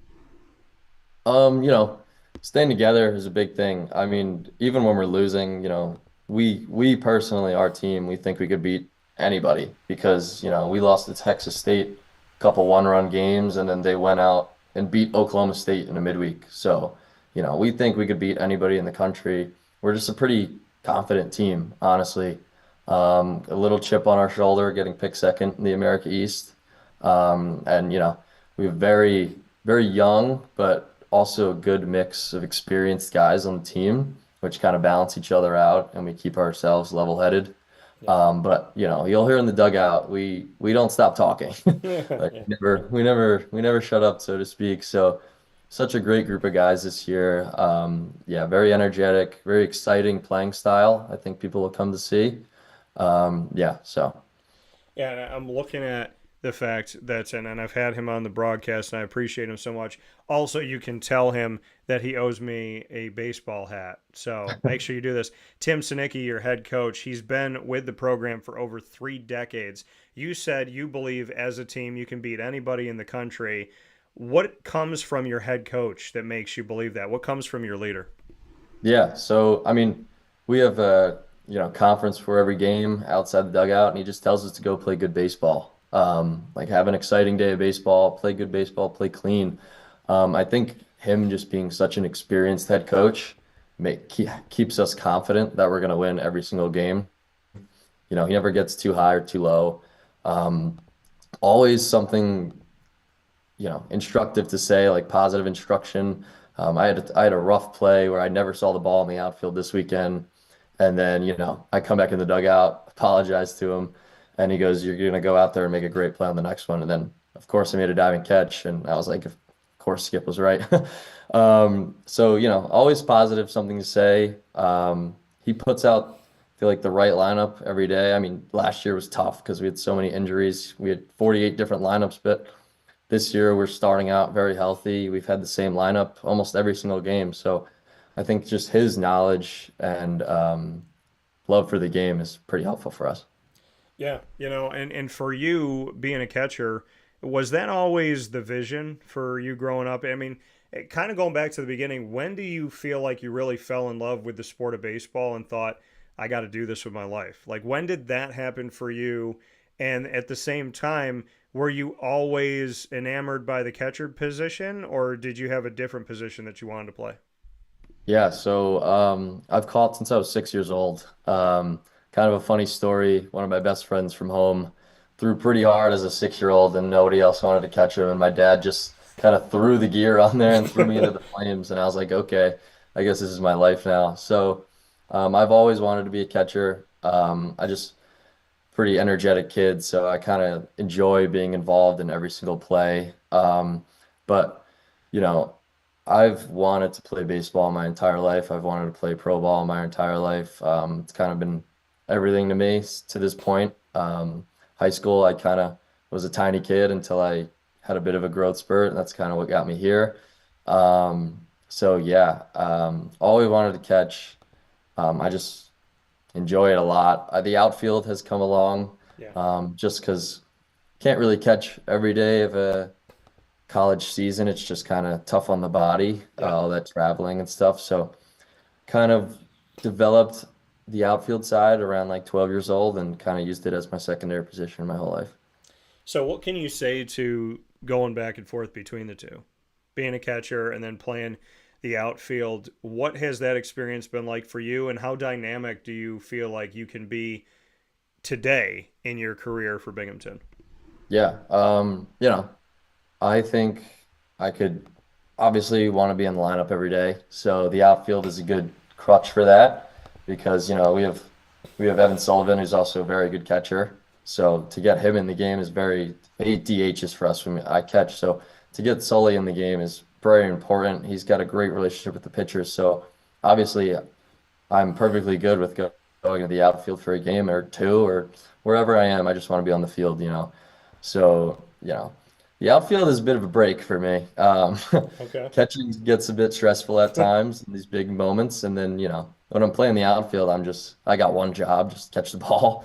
And then catcher, you got to block, throw, catch, everything, call pitches, which I enjoy doing. But the outfield's a bit of a stress reliever, for a Saturday. So I enjoy that. I enjoy the mix of positions. Do you think here with Zach Rogacki here in this Bearcat Breakroom in our exclusive multimedia marketing partnership with Binghamton University, spotlighting the Binghamton Bearcats baseball team this morning in the 2025 season on Wake Up Call with Dan Tortora inside of the Great Lakes Honda City studios, when you speak on some of the things that you were saying there, being a catcher, playing the outfield, you want to stay in the lineup, you want to stay out there. You brought up when you are catching that you're calling pitches. Do you feel like you and the pitchers at Binghamton have a good enough relationship where you're masking? Because obviously people are trying to pick up signs all the time. They're trying to pick up everything that they can possibly get to show them what's coming. Do you feel like you have found a way to be very secretive and successful and subtle in calling pitches with whoever's on the mound? Do you feel like you've got a technique down right now? Right. Yeah. Had a little trouble Texas State actually with the sign stealing, but because it was dark out and it gets tough for pitchers to see signs between your legs when it's so dark. But Skip mentioned it to me. We cleaned it up this past weekend and didn't have any problems. But we always like when our preseason practices, we are always the ones calling pitches. Like even if we have a script for a bullpen of what pitches we're supposed to be throwing, we're still putting down signs between our legs. Okay. And I feel like we have four catchers on the team. Me and Evan, two seniors, and then Chris and Tommy, who are two freshmen. And I think, we have a pretty good meshed group of catchers where any pitcher would want to throw to any of us. So, I mean, that's like the most important thing about catching is, making the pitcher comfortable and, controlling the game with him. So I think any sign that me and Evan put down, we get rarely like they rarely shake us off because we have such a good relationship. And then if I need to look like in the dugout, I have Skip. He'll flash me a little sign, and so we get it. It's a pretty good system we've got. Yeah, and you said with Evan Sullivan, you made mention of the fact that you said playing the outfield is a little bit of a break for you, and it's important to have him on. It's important to have him out there catching. Not everybody says that, right? In whatever position you are, you're a pitcher, you're a catcher, first base, whatever you're saying. Some people are saying I'm the guy, and that's it. Like I'm the guy, I want to be out there. You said something really interesting. You put the team before yourself. You said, yeah, I love being out there and I want to be out there and be in the lineup no matter what. But we got to get him out here too. We got to get Evan out here because he's a really good catcher. So that gives me the opportunity to go to the outfield. Selflessness with this team. I'd like to go into that a little bit deeper because I really honed in on you saying, yeah, I'm a catcher, but I got to get this other guy out here too because he's really good. Respecting other talent at your same position, kind of unheard of on certain teams at certain times. So why? Why are you so selfless? Yeah, well, I wouldn't say it's individually me. I think it's like the entire team this year just kind of wants to go to battle with each other. We celebrate, a new thing we're doing this year is we celebrate the little things. Like if somebody drops down a bunt, we're on the top step, like high-fiving him and hugging him and stuff. So, I mean, I think it's just the team as a collective. We have such an incredible relationship with each other this year. Yeah. And, no, nobody, I mean, obviously in 2 weeks, I haven't seen any instance where anybody's, wished someone else that's playing above them, like badly to do bad so they get back in the lineup. So, everybody's on the top step. There's nobody really, see the lineup card. I haven't seen anybody mope about the lineup card, which is, something that happens in college baseball. And, Yeah. I'm sure it'll happen at some point this season, but, you put your arm around somebody and say, hey, you'll be back out there. Just support your teammates because at the end of the day, like, we're all playing for America's championship and we all want to win a ring. So, I mean, stuff like that, just buying into each other. And, I have full confidence in everybody doing their job.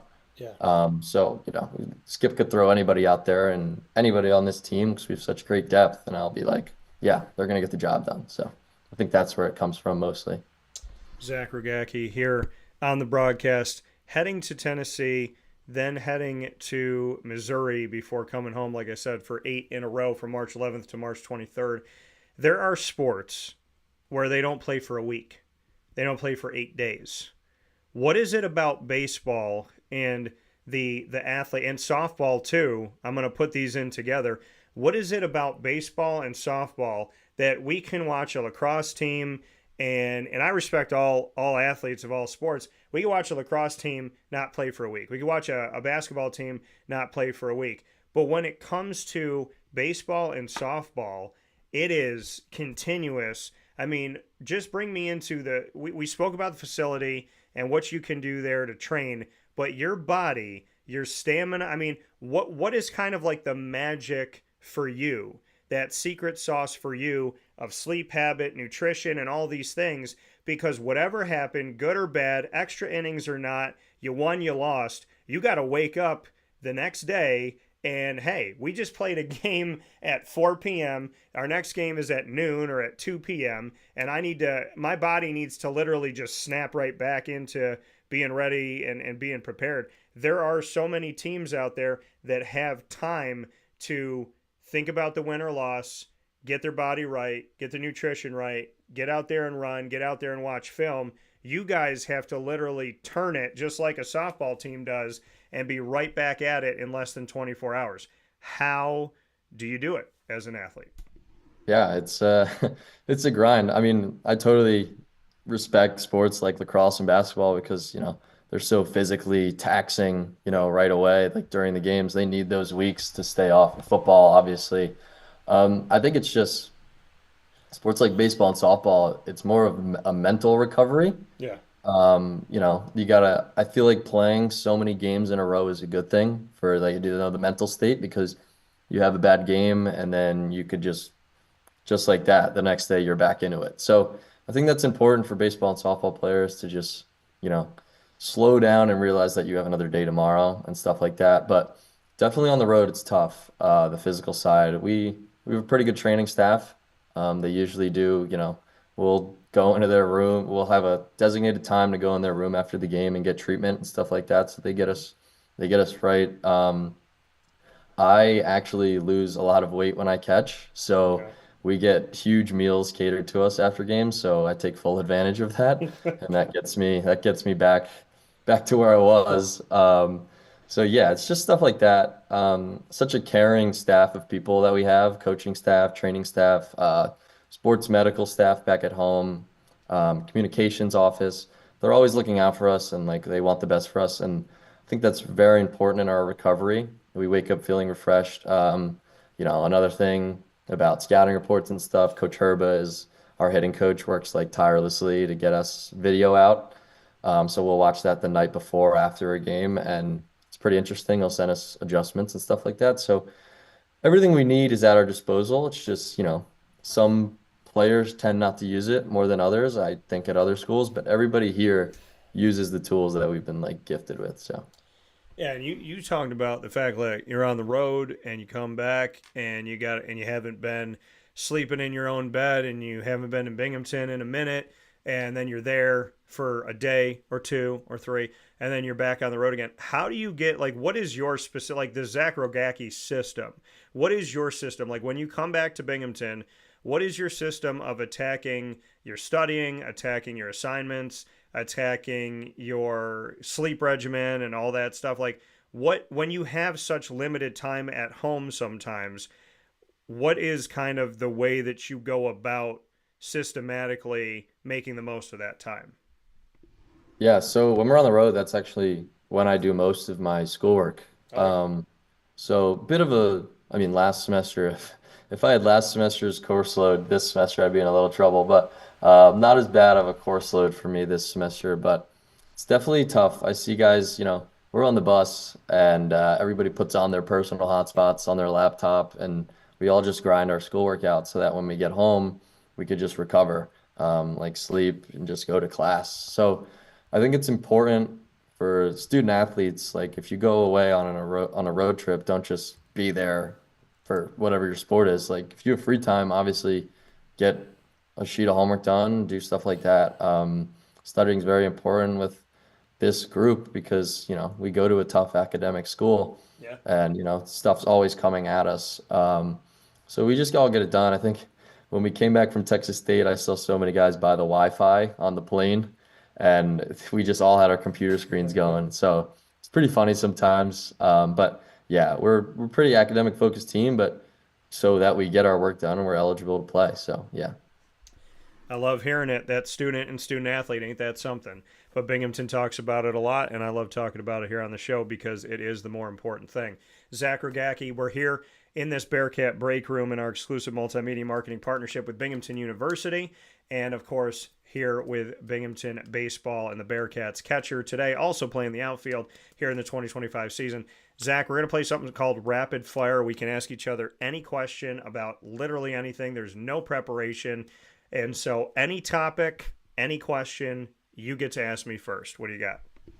Huh, okay. Yeah, buzz me.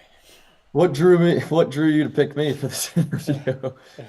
Well, so here's the thing. So I work with John and David and the team to kind of put it together.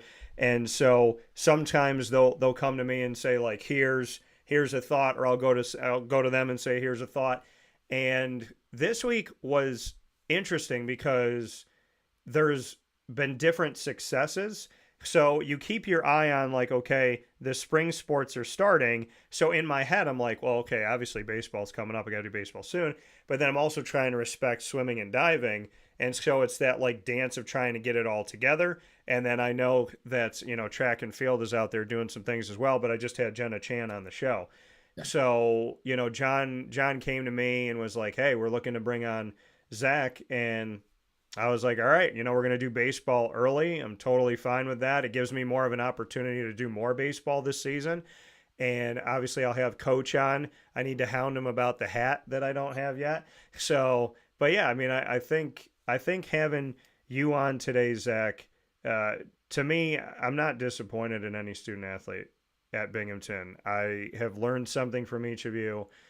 You don't know this, but 3.5 years I spent trying to get Binghamton, like off and on. I was like, I want to work with Binghamton.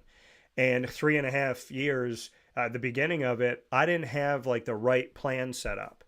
And then I created this plan for colleges and universities that can also be used by prep schools and high schools. And I just made this template that I could really bring in anywhere. And I started it with Lemoyne. And then I just set my eyes back to Binghamton. Something inside of me was like, it's time to ask again. And I met Gene Marshall on the court of a basketball game. And I was like, Gene, I really would like to talk with you in person. And we set up a time, and that was it. And, now we're heading into year 2 after this month. It's crazy that a year's already gone by.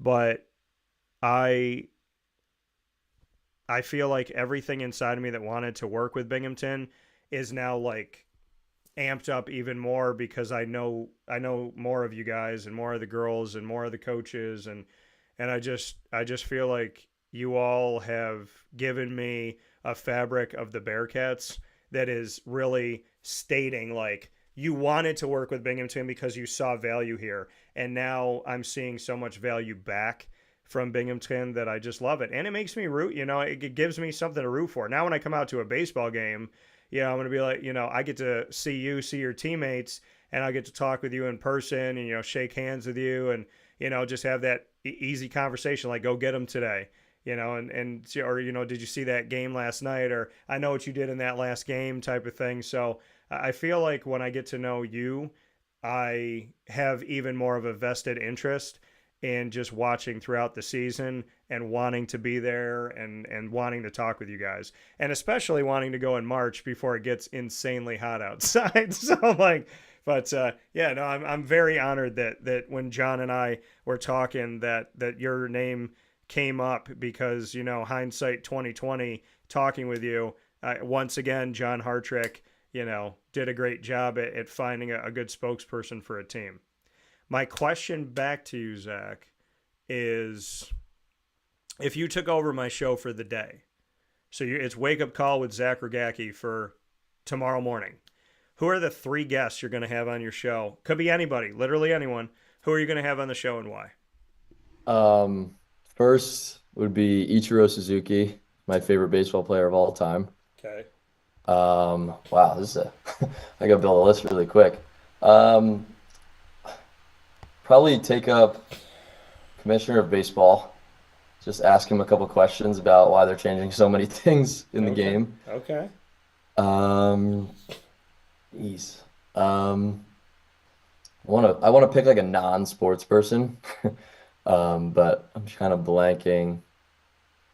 Probably Jack Hughes, because he's my favorite hockey player, and hockey's probably my favorite sport, to be honest. But I was never good enough to play it, because it's such a tough sport. But those 3 I'd probably take up, and I think it'd be funny to interview my parents and my brother. I think just ask them some crazy questions would be funny.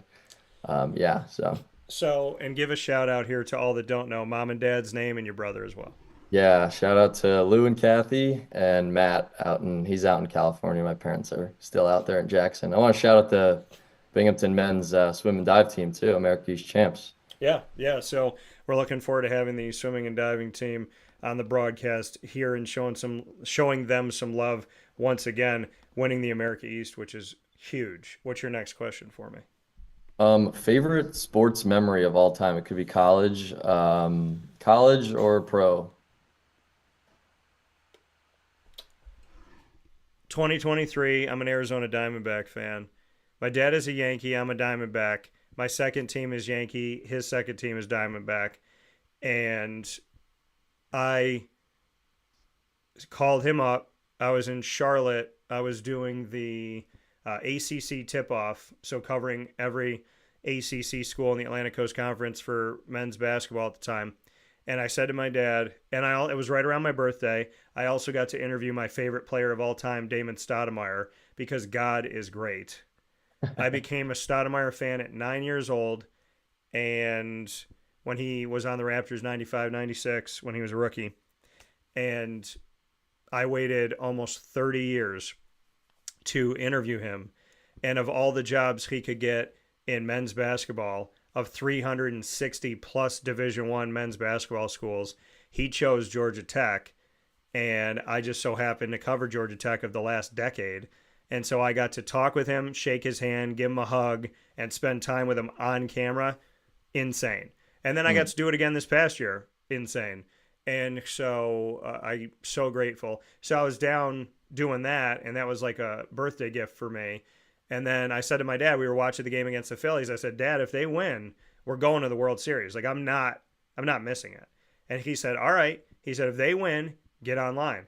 So they won. They beat the Phillies in Philadelphia. And I called my dad, and he said, get online. Look up the tickets. He said, you buy the tickets. I'll cover the rest. Like, I got the hotel and the airfare. You get the tickets. And I bought my dad and I World Series tickets, and we went out to the World Series 2023, Rangers Diamondbacks in Arizona. I'd never been to Arizona, never been to their field.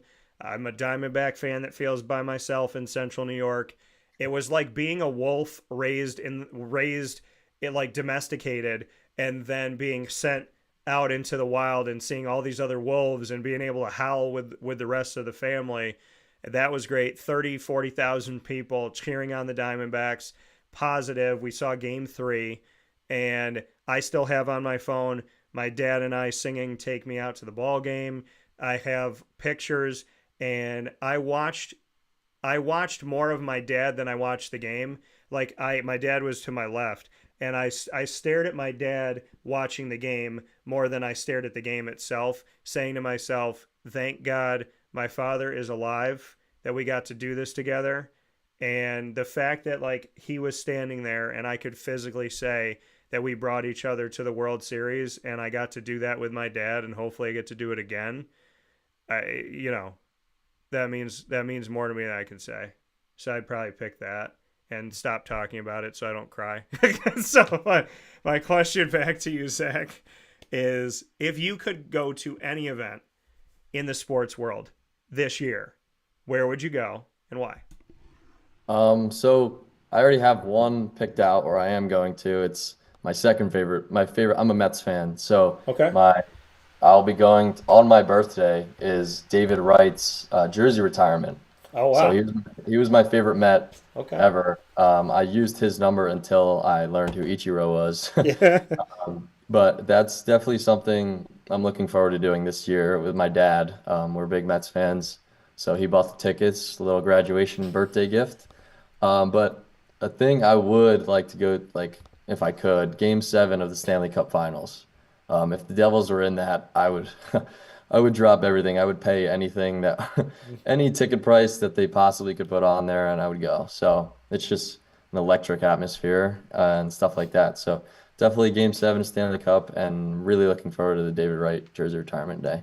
Yeah, and you said it's on your birthday. What day is your birthday? July 19th. So July we're 19th. it's out perfect. All right, so we got July 19th. God works in very purposeful ways. So July 19th, I'm writing it down right now so I don't forget it here. So your birthday and David Wright's jersey retirement. How about that? And by the way, I have a soft spot for the Mets, and I just wanted to show you something that's right off camera that's here with me in the studio all the time. I predicted that the Mets would have Juan Soto and Pete Alonso, and I've had this for a couple of years now. Oh my God. So That's funny. yeah, it's right off. I'm a Pete Alonso fan, so Yeah. it's right off camera here to my left. So I do have a soft spot for the Mets, and as long as they're not playing my Diamondbacks, I do cheer on the Mets. Still want to see a Subway Series. Haven't done that yet. So Oh, yeah. shout out to you for that, and shout out to you and your dad going to the jersey retirement on July 19th, your birthday, David Wright's jersey retirement, and Stanley Cup. So you're a Devils fan, obviously. You're from Jersey. I wanted to see the Ducks. I've always wanted to see the Anaheim Ducks. That's my team, and I saw them when the Prudential Center opened in New Jersey. I went to see a Devils-Ducks game that went into extra time, and the Ducks ended up winning the game. And I thought there would be nobody there except for me that was a Ducks fan. I saw a guy wearing a jersey, and right in front of me, there was a kid that had a quacker. So I thought that was fantastic. So I'm sorry that we won over your Devils that day, but I would like to have a postseason where your Devils and my Ducks are both in the postseason. That would be nice. Mm-hmm. So with that, they've played each other in Stanley Cup before. Devils got the Ducks that one year. Yeah. Well, we it's been a long time since 2007, and I got to watch my team hoist their Stanley Cup. So needs to come back. I'm restless. I think now that they went back to the old Mighty Duck logo, that there's a chance that we're coming back, hopefully sooner than later. Zach Rogacki here. Hopefully we'll be able to talk with Zach and his teammates sooner than later. The Bearcat Breakroom, March 11th to March 23rd. You could see him at home. If you're going to be out in Tennessee, you could see him in Tennessee coming up here. Bearcat Breakroom, Zach Rogacki, Binghamton Bearcats catcher, and also outfield here in the 2025 season in our Bearcat Breakroom and our exclusive multimedia marketing partnership with Binghamton University. Zach, my pleasure of having you on here today. Had a ton of fun, and I look forward to seeing you in person for a game coming up in the not-too-distant future, as well as cheering on you and your teammates, and I can't thank you enough for spending some time today. Thank you for having me. I really appreciate you giving me the time to talk about this team and promote us to the fans that are going to come out this year. Absolutely. My pleasure. So enjoy your world-class facility, and obviously enjoy your time with your teammates. And I don't have to tell you this because you've been playing for a while, but celebrate all those little moments, like you said, to make sure that the team this season is celebrating the little wins. Make sure that you don't let any one of those pass you by, all right? Yep, absolutely. It's a gift that we get to play this game. Thank God every day, and look forward to keeping the season going. Awesome, man. Well, we're early on. We're spoiled. We got plenty of games to come, and I'll look forward to talking with you soon. And God bless in the meantime, and take care. Thank you. Have a good one. All right, you too. That coming from Zach Rogacki one more time here on Wake Up Call with Dan Tortora. We have gone through almost 2 full hours without taking a step aside for a fast break, and that's because we had 3 awesome guests, and not a single one of them was easy to say see you later to. Those of you that know me know that I do not say goodbye. It is not in my blood to say that. Goodbye is final. So I always say see you, and that's just me. So we're going to have to take a fast break here on Wake Up Call with Dan Tortora inside of the Great Lakes Honda City Studios. We have one more piece, the Ingredients to Success, proudly presented by Avicolli's, where we're going to be tonight celebrating girls basketball at Liverpool as they are heading into the Section 3 Class AAA postseason. After having a 17-3 record, they are now heading in to the playoffs here in Central and Upstate New York, and I can't wait to see what Mike Wheeler and this team is going to bring to the table. We'll talk about that tonight at 6:45 p.m. Come out and see us at Avicolli's here on Tuesday, February 25th, and we'll have the Ingredients to Success from Avicolli's right after this fast break on Wake Up Call with Dan Tortora inside the Great Lakes Honda City Studios right after this. Here's a message from Renee from Bryan's Landing, located on 6523 East Seneca Turnpike in Jamesville, New York. Open Tuesdays and Wednesdays for dinner, Thursday through Saturday for lunch and dinner, and Sundays for brunch. It's a lot like the way that my mom and dad ran their restaurant. We have put in place a lot of people that are family to us, very similar to how my dad hired people that were family to him. And then the tradition I'm carrying on is a lot of the items that are on our menu are my dad's. And he taught our chefs how to recreate his dishes. So I think that Tommy McNerney, who our executive chef is, to him it is an art. And I think that when he does create a dish, it's not just about making the food taste delicious, which is definitely our priority, but it's an art to him, and it's almost like his canvas on a plate where he just wants the colors to look great, and people love it because he takes pride in that. And Brian and I appreciate that. We want it to obviously look good and taste good. I will tell you, when we opened up, it was 6 weeks before COVID. And what was amazing was the community, our friends and family stepped up, and everybody did takeout. Everybody supported us. Our hearts were just so filled, So to Brian and I, obviously our friends come all the time, and we just have repeat customers in Jamesville, and I think people going to our previous restaurant in Green Lakes are making the trip to come to Brian's Landing to support us. And I mean, I think we have great food and a great atmosphere. So it's very, very important to us. Head to Brian's Landing, located on 6523 East Seneca Turnpike in Jamesville, New York, where memories have become recipes that are now meals to share with you. Tuesdays and Wednesdays for dinner, Thursday through Saturday for lunch and dinner, and on Sundays for brunch. And be sure to come out for live music Friday, Saturday, and Sunday.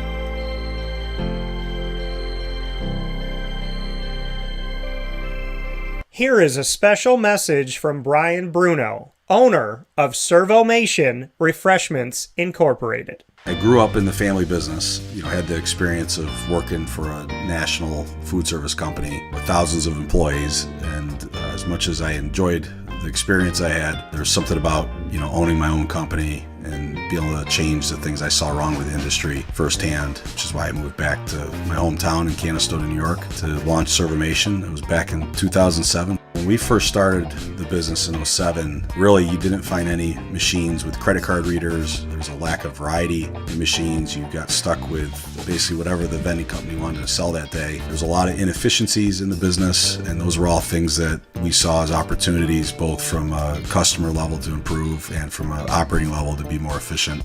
We've really been at the forefront of introducing retail technology into our space. We were doing self-checkout back in 2009 before it really became a national phenomenon. The whole point of it isn't to just improve the customer experience. It's to make it feel more like a retail environment where people don't have to be afraid of what they're buying behind glass. They don't have to be afraid of not being able to see the ingredients of the packages. It was an easy transaction from that standpoint. If we were to reinvent something, we wanted to make sure what we were making looked and felt more like a deli and not like something that you would traditionally see in a vending machine. I was tired of hearing for years the customers say the wheel of death because the vending machine would circle around with the same tuna salad in it. What we wanted to do was it really change the perception of that food. So allowing customers to touch it, allowing customers to feel the weight of it, allow customers to see the freshness of it, and also the variety of it really helps them change the perception and ultimately the value of what we bring to them. The point of differentiation you have to make is either in value or the quality. And I think on both of those fronts, Servomation has really, in large part, changed that value system for employees. So they no longer have to worry about bringing their food from home or having to leave their desk during the day and rush out to get back in time for their break to end. We're bringing something that they can count on in their break room every day, and they know it's going to be there, they know it's going to be fresh, and they don't have to worry about it being sold out or something that they don't enjoy.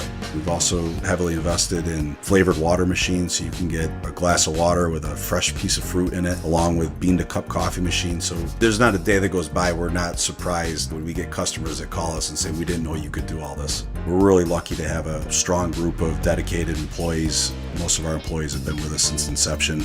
They're family to us, and people like doing business with people they like and trust. And I think the same thing goes for employees. And in a day and an age where there's a lot of corporations that just look at an employee as a number and don't get to know them, that's just not the way I was raised or how I like to do business. So we're a little old-fashioned. We like getting close to our employees. We like knowing how we can help them. We like knowing how we can improve their lives, adjust their schedules, whatever it may be to help improve their quality of life. And we think in the end that makes for a happier employee. We're fortunate enough to have really grown over the last several years, and from Pennsylvania to Massachusetts to Connecticut, we really do have a strong connection, even though we're not in the rooms every day with these employees.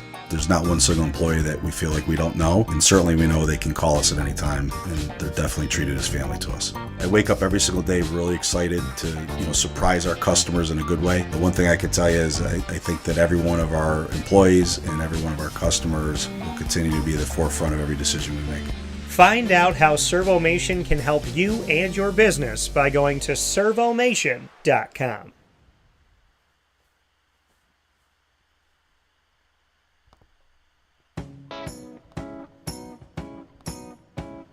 In these unique times, there are those in our community that give us a sense of normalcy and positivity. Pizza Man on 50 Oswego Street in Baldwinsville has been here for you for over 35 years and is here now. Call 315-638-1234 or order online at pizzamanbville.com to bring those familiar tastes into your home. And remember to come see our monthly on-site broadcasts centered around the community and our Baldwinsville Bees. Pizza Man in Baldwinsville. Any way you slice it, they are always here for you.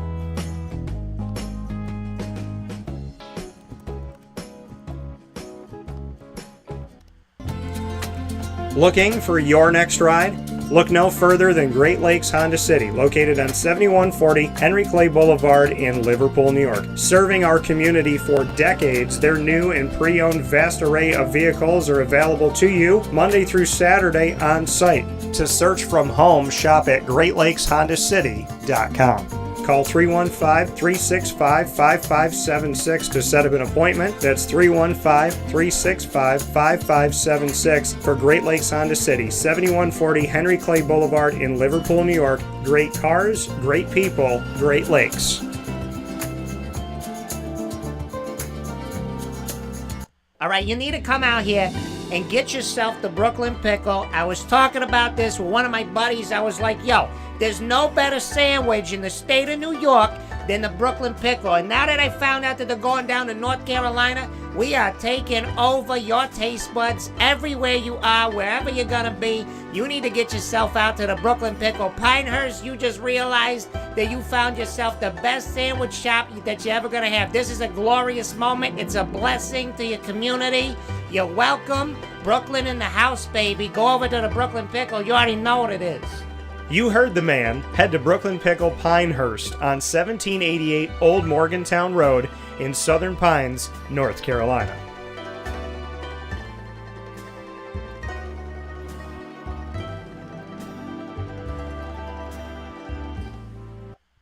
And a welcome back here to Wake Up Call with Dan Tortora, where sports truly meets that thing called life. Of course, we are here inside the Great Lakes Honda City studios. You can find out more about their wonderful inventory by going to GreatLakesHondaCity.com and, of course, visiting them Monday through Saturday for sales and service at 7140 Henry Clay Boulevard in Liverpool, New York for Great Lakes Honda City. With that being said, it's time to jump into our last piece of every Tuesday broadcast. And speaking of piece, a little piece of pizza right there. Couple pieces of pizza. You can head out to Avicolli's tonight and get some pizza yourself. Come and visit us. We are celebrating Liverpool girls basketball. They have a 17-3 regular season. They're heading into the postseason, Section 3, Class AAA, and before their postseason starts, they're going to be hanging out with us tonight. So come to Avicolli's down the road from Liverpool High School on 7839 Oswego Road in Liverpool, New York. Today, Tuesday, February 25th, 6:45 p.m. Eastern Time. We will be on site, on location. It's right around dinner time. So come to Avicolli's to the casual pizza side. Order your pizza, order your food, hang out with us. So grab some dinner and have a show and support the Liverpool girls basketball team student athletes, as well as their coaching staff, led by head coach Mike Wheeler. Today's ingredients to success topic, standing up to bullies. It's a hard thing to do, right? There's some people that are still doing it, right? Bullies don't go away after grammar school. They don't go away after high school. Sometimes they don't go away after college. I've had bullies that exist in athletic communication departments. I've had bullies that exist in media. And, there's bullies that exist, I'm sure, in Congress, in the Supreme Court. There's bullies that are everywhere, right? There's bullies that are leaders of countries, dictators of countries. There's bullies right now, right? There's bullies in the Middle East. There's bullies in the Russia-Ukraine war. And so the reality is that there are people that feel very small inside, so they try to be very big outside. And I am a firm believer that if you bully someone else, you trash somebody else, you try to scare someone else, create fear in someone else, physically, mentally, emotionally, sexually, any way that people try to abuse somebody else, that bullying to me is a sign of a very weak human being, a very weak person. And that doesn't mean that they don't have strength somewhere, right? That they don't have like physical strength or whatever, but there's weakness to that human being because of bullying lives on fear. It thrives on fear. It thrives on distress and confusion and stress and anxiety and worry and doubt, lack of faith, all the things that we're asked not to have. None of those are gifts of the Holy Spirit. Fear is not a gift of the Holy Spirit. Lack of faith is not. Negativity, worry, doubt. So we shouldn't be focused on them. Now, it's easier said than done to deal with a bully. But stooping to the bully's level, because some people are like, oh, bully punches you, punch them in the face, right? You know, bully gets at you, get back at them. Well, I've been in one fight my whole life. Kid was bullying me, bullying other people. Him and his friends were. And it was 5th grade. And he pushed me into a locker. And I got up from the locker and I punched him in the face. And he was surprised, and so was I. I had never punched anybody before. And I remember he tried to get me in trouble after that. And his friends, all the bullies, were like, yo, Dan did something to somebody else. You know, Dan punched somebody in the face. And the teacher did not side with them by any stretch of the imagination because I wasn't that type of kid. So, you know, thankfully, I didn't get in trouble for defending myself. But is that the way that I think that we should go? I mean, I look back at that moment, and I'm not proud that I punched that kid in the face. There's nothing that comes through that where I'm like, yeah, I'm really proud of myself. I think it was a great thing that I did. I just think it was really awesome. I don't think that at all. You know, I'm happy I stood up for myself, but I don't think violence is a good answer. I don't think bullying a bully is a good answer. I think being who you are, because what a bully really wants is you have something that they don't have, right? They wouldn't be bullying you unless they felt like they were missing something. And that's a misconception that we have with bullies. We think like a bully's got it all. They're at the top of the mountain and we're trying to get to the top of the mountain and they're pushing us down. No. Someone who is so concerned with other people and wanting them to not be happy and not be successful and not do good things in their life, that's someone that's admitting to you that they have a very crappy life. Because they would not be coming after you if their life was great. They'd be focusing on their great life. But they're not doing that. And why are they not doing that? Because something's missing. And usually they find it in you because a bully wants you to stop. A bully acts as a stop sign, a caution sign. They want you to go back. They want you to stop what you're doing. Because whatever you're doing is aggravating what's inside of them. Have you ever heard this before? Have you ever heard somebody say, and I can't take credit for this because I didn't come up with this quote, but it's a quote that I live by. The quote of, do you realize, like when you're wondering, I'm a good person, I treat people well, I'm kind to people, why are people being mean to me if I'm being nice to them? And somebody says back to you, because your spirit is aggravating their demons. The goodness you have, the success that you have, the confidence you have, the positivity you have, the way that you carry yourself, you're funny, you're smart, you're energetic, you're charismatic, whatever you bring to the table, it's aggravating their demons, right? It's not aggravating their spirit, because a good spirit see another good spirit and be like, hey, good for you. Only a demon would want a good spirit to come down, to fall. So you got to think about that. When somebody's bullying you, and yeah, it's not, I mean, you're saying, Dan, in the moment they punched me in the face, in the moment they pushed me, in the moment they said something about my mom, in the moment they threatened me, in the moment they pulled out a knife, in the moment they did this and that. So what am I supposed to do? Well, somebody pulls out a weapon on you, I would tell you get out of that situation. I wouldn't say stay in that situation. But if there's nowhere to go in that situation, then you're going to have to fight your way out of it. But I don't condone violence. Because the The bully beats you up, then you beat the bully up. Now the bully wants to beat you up. Now you want to beat the bully up. And it just goes on forever. Then your kids hate each other. Then your kids want to beat each other up. Then your friends want to beat each other up. His friends want to beat you up. Your friends want to beat him up. Yada, yada, yada, yada, yada. And this is for men and women, right? If somebody came at me and gave me a black eye, it wouldn't be me going back to them. It would be me and many, many, many, many people that would be like, oh, we're going to beat them up. We're going to knock them out. They touch you? Oh, we're going to touch them now. And then I would say, no. Because you know what? It is. It's like the Jets and the Sharks, right? It's just a back and forth war. You got me, I got you. I got you, you got me. And there's no value in it. There's no value in it. I think the best thing you can do to a bully, because what are they going to do, right? They use their hands to fight their battles that their mouth can't fight, that their heart can't fight, that their spirit can't fight, because they're weak. They're weak. And that's the sad part of this, is that weakness that lives in them. Like, they try to mask it by being strong, pretending that they're strong, right?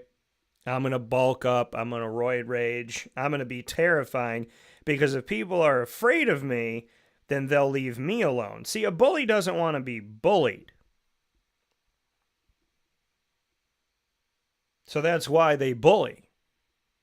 Because bullies are typically extremely insecure. They're extremely worried. They think, I'm going to get to it before anybody else does. If I bully you before you bully me, then I won't be bullied. And then I'll be safe. Because if I'm the adversary, then there's not going to be another adversary. But what if a bully bullies a bully? Right? What if there's a bully that calls out a bully and says, okay, this is your territory, well, I'm going to take this territory. Then you start to see that you have two territorial people, and this one's trying to scare people into submission, and this person's trying to scare people into submission. But you don't really know if you have those friends, if you have those people, if those people care about you. They're afraid of you. They're afraid of you. They're terrified. You don't know if they're on your side because they love you, or if they're on your side because they don't want to be on the other side. I'm not friends with people because I'm afraid of them. Friends with people because I love them. I'm friends with people because I care about them. I'm friends with people because they matter to me.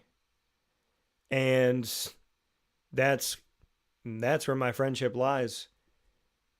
It's not in the, oh, I'm so scared, I have to put this person on my team. It's, I don't have any of the bullies on my team. And the funny thing is, the bullies that bullied back then, they're still bullies because they don't know how to do anything else. And 99.9% of the time, when especially on social media, when that bully runs their mouth, when they're next to you, they can't function. They don't know what to say. They don't know what to do, because now they're next to the person that, if God forbid you turn around and go, hey, I heard you were saying some stuff about me. What's your problem? Most people don't know how to respond to that. Their first reaction is fear. Their first reaction is, uh-oh. I didn't think that person, I bullied that person. I didn't think that person was going to turn around and go, hey, you got something to say? Say it. You got a problem? Speak on it. Speak on it. What's your problem? Why are you such a miserable human being? When your father died, I was there for you, and you're still a jerk. You got to be a sick, sad human being to have somebody who you ridiculed and bullied and treated poorly come up to you at a time of great sadness and say, hey, if you need anything, I'll be here for you. I'm going to be here for you, bully, because your father died. Your mother died. Your brother died. Your sister died. I'm going to be there for you. And that person is still a jerk. To me, that's a soul that's lost that wants to stay lost. And I'll pray for you. And I hope that you unlose yourself. I hope that you come back to God. But if you can bully somebody, and at a moment of strife, at a moment of pain, at a moment where you don't know what to say to yourself, that person that you treated like crap comes up to you and says, hey, if you need anything, I'm here for you. And then you're like, nah, I'm gonna stay a crappy person. Shame on you. Shame on you. If death, if tragedy, if strife cannot change your heart, if even the things that, if nothing else changes you, right? Love or somebody, like somebody passing away, like if your heart can't be changed. I used to think that. I used to think, people, there's some people that are just evil to people, but, if someone dies, like we'll find our way back to each other. Like if someone passes away, then, we'll find ourselves, if there's a death, then normally that'll command somebody to wake up, right? It'll be a wake-up call, the name of the show. But there's a reality to that. Some people, it doesn't even, like I know multiple people, there's a death in their family, they're still a jerk. They're more of a jerk now than they've ever been. And you think like they lose somebody close to them, that would snap them into like, man, I should start living my life more positively. I should appreciate my life. I shouldn't be, out here shooting bullets at everybody. Some people fire more after somebody passes away. And some bullies you're never going to change. You're not going to change certain people. You're not going to make them act different. You're not going to make them act better. You're not going to make them be caring and kind. You can try, but you're not going to change. I mean, some people will change. Some people, they'll be around you. They'll hear something you have to say. It'll stick with them and they'll want to do better. And other people are just going to stay miserable, just angry, rageful idiots. And there's nothing you can do for those people.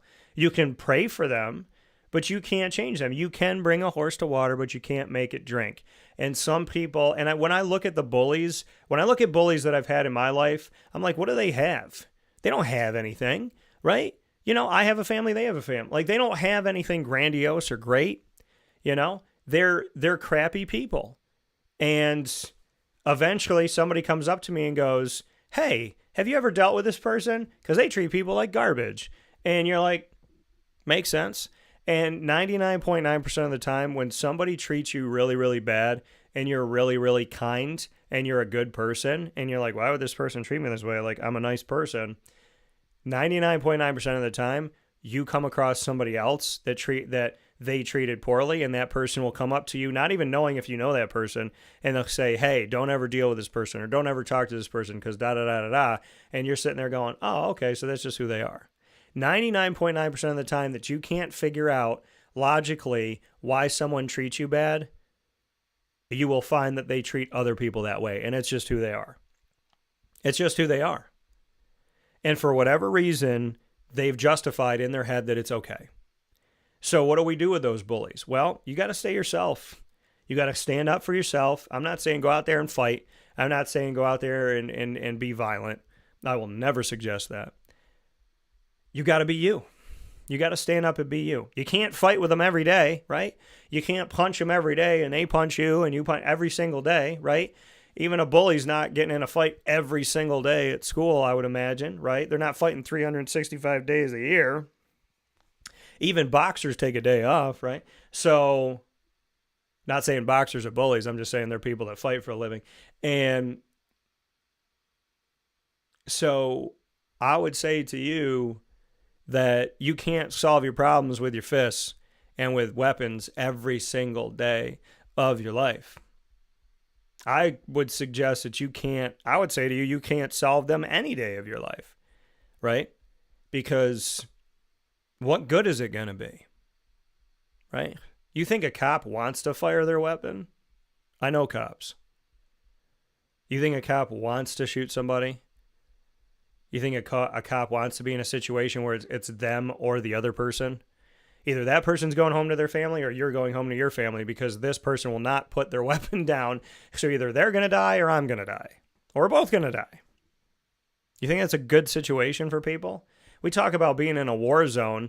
Do you know what police officers have to deal with on a daily basis?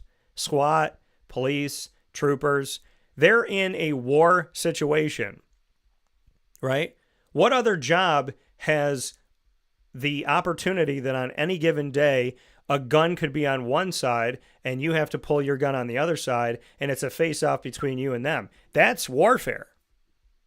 So you got to fight warfare every day, right? That's insane.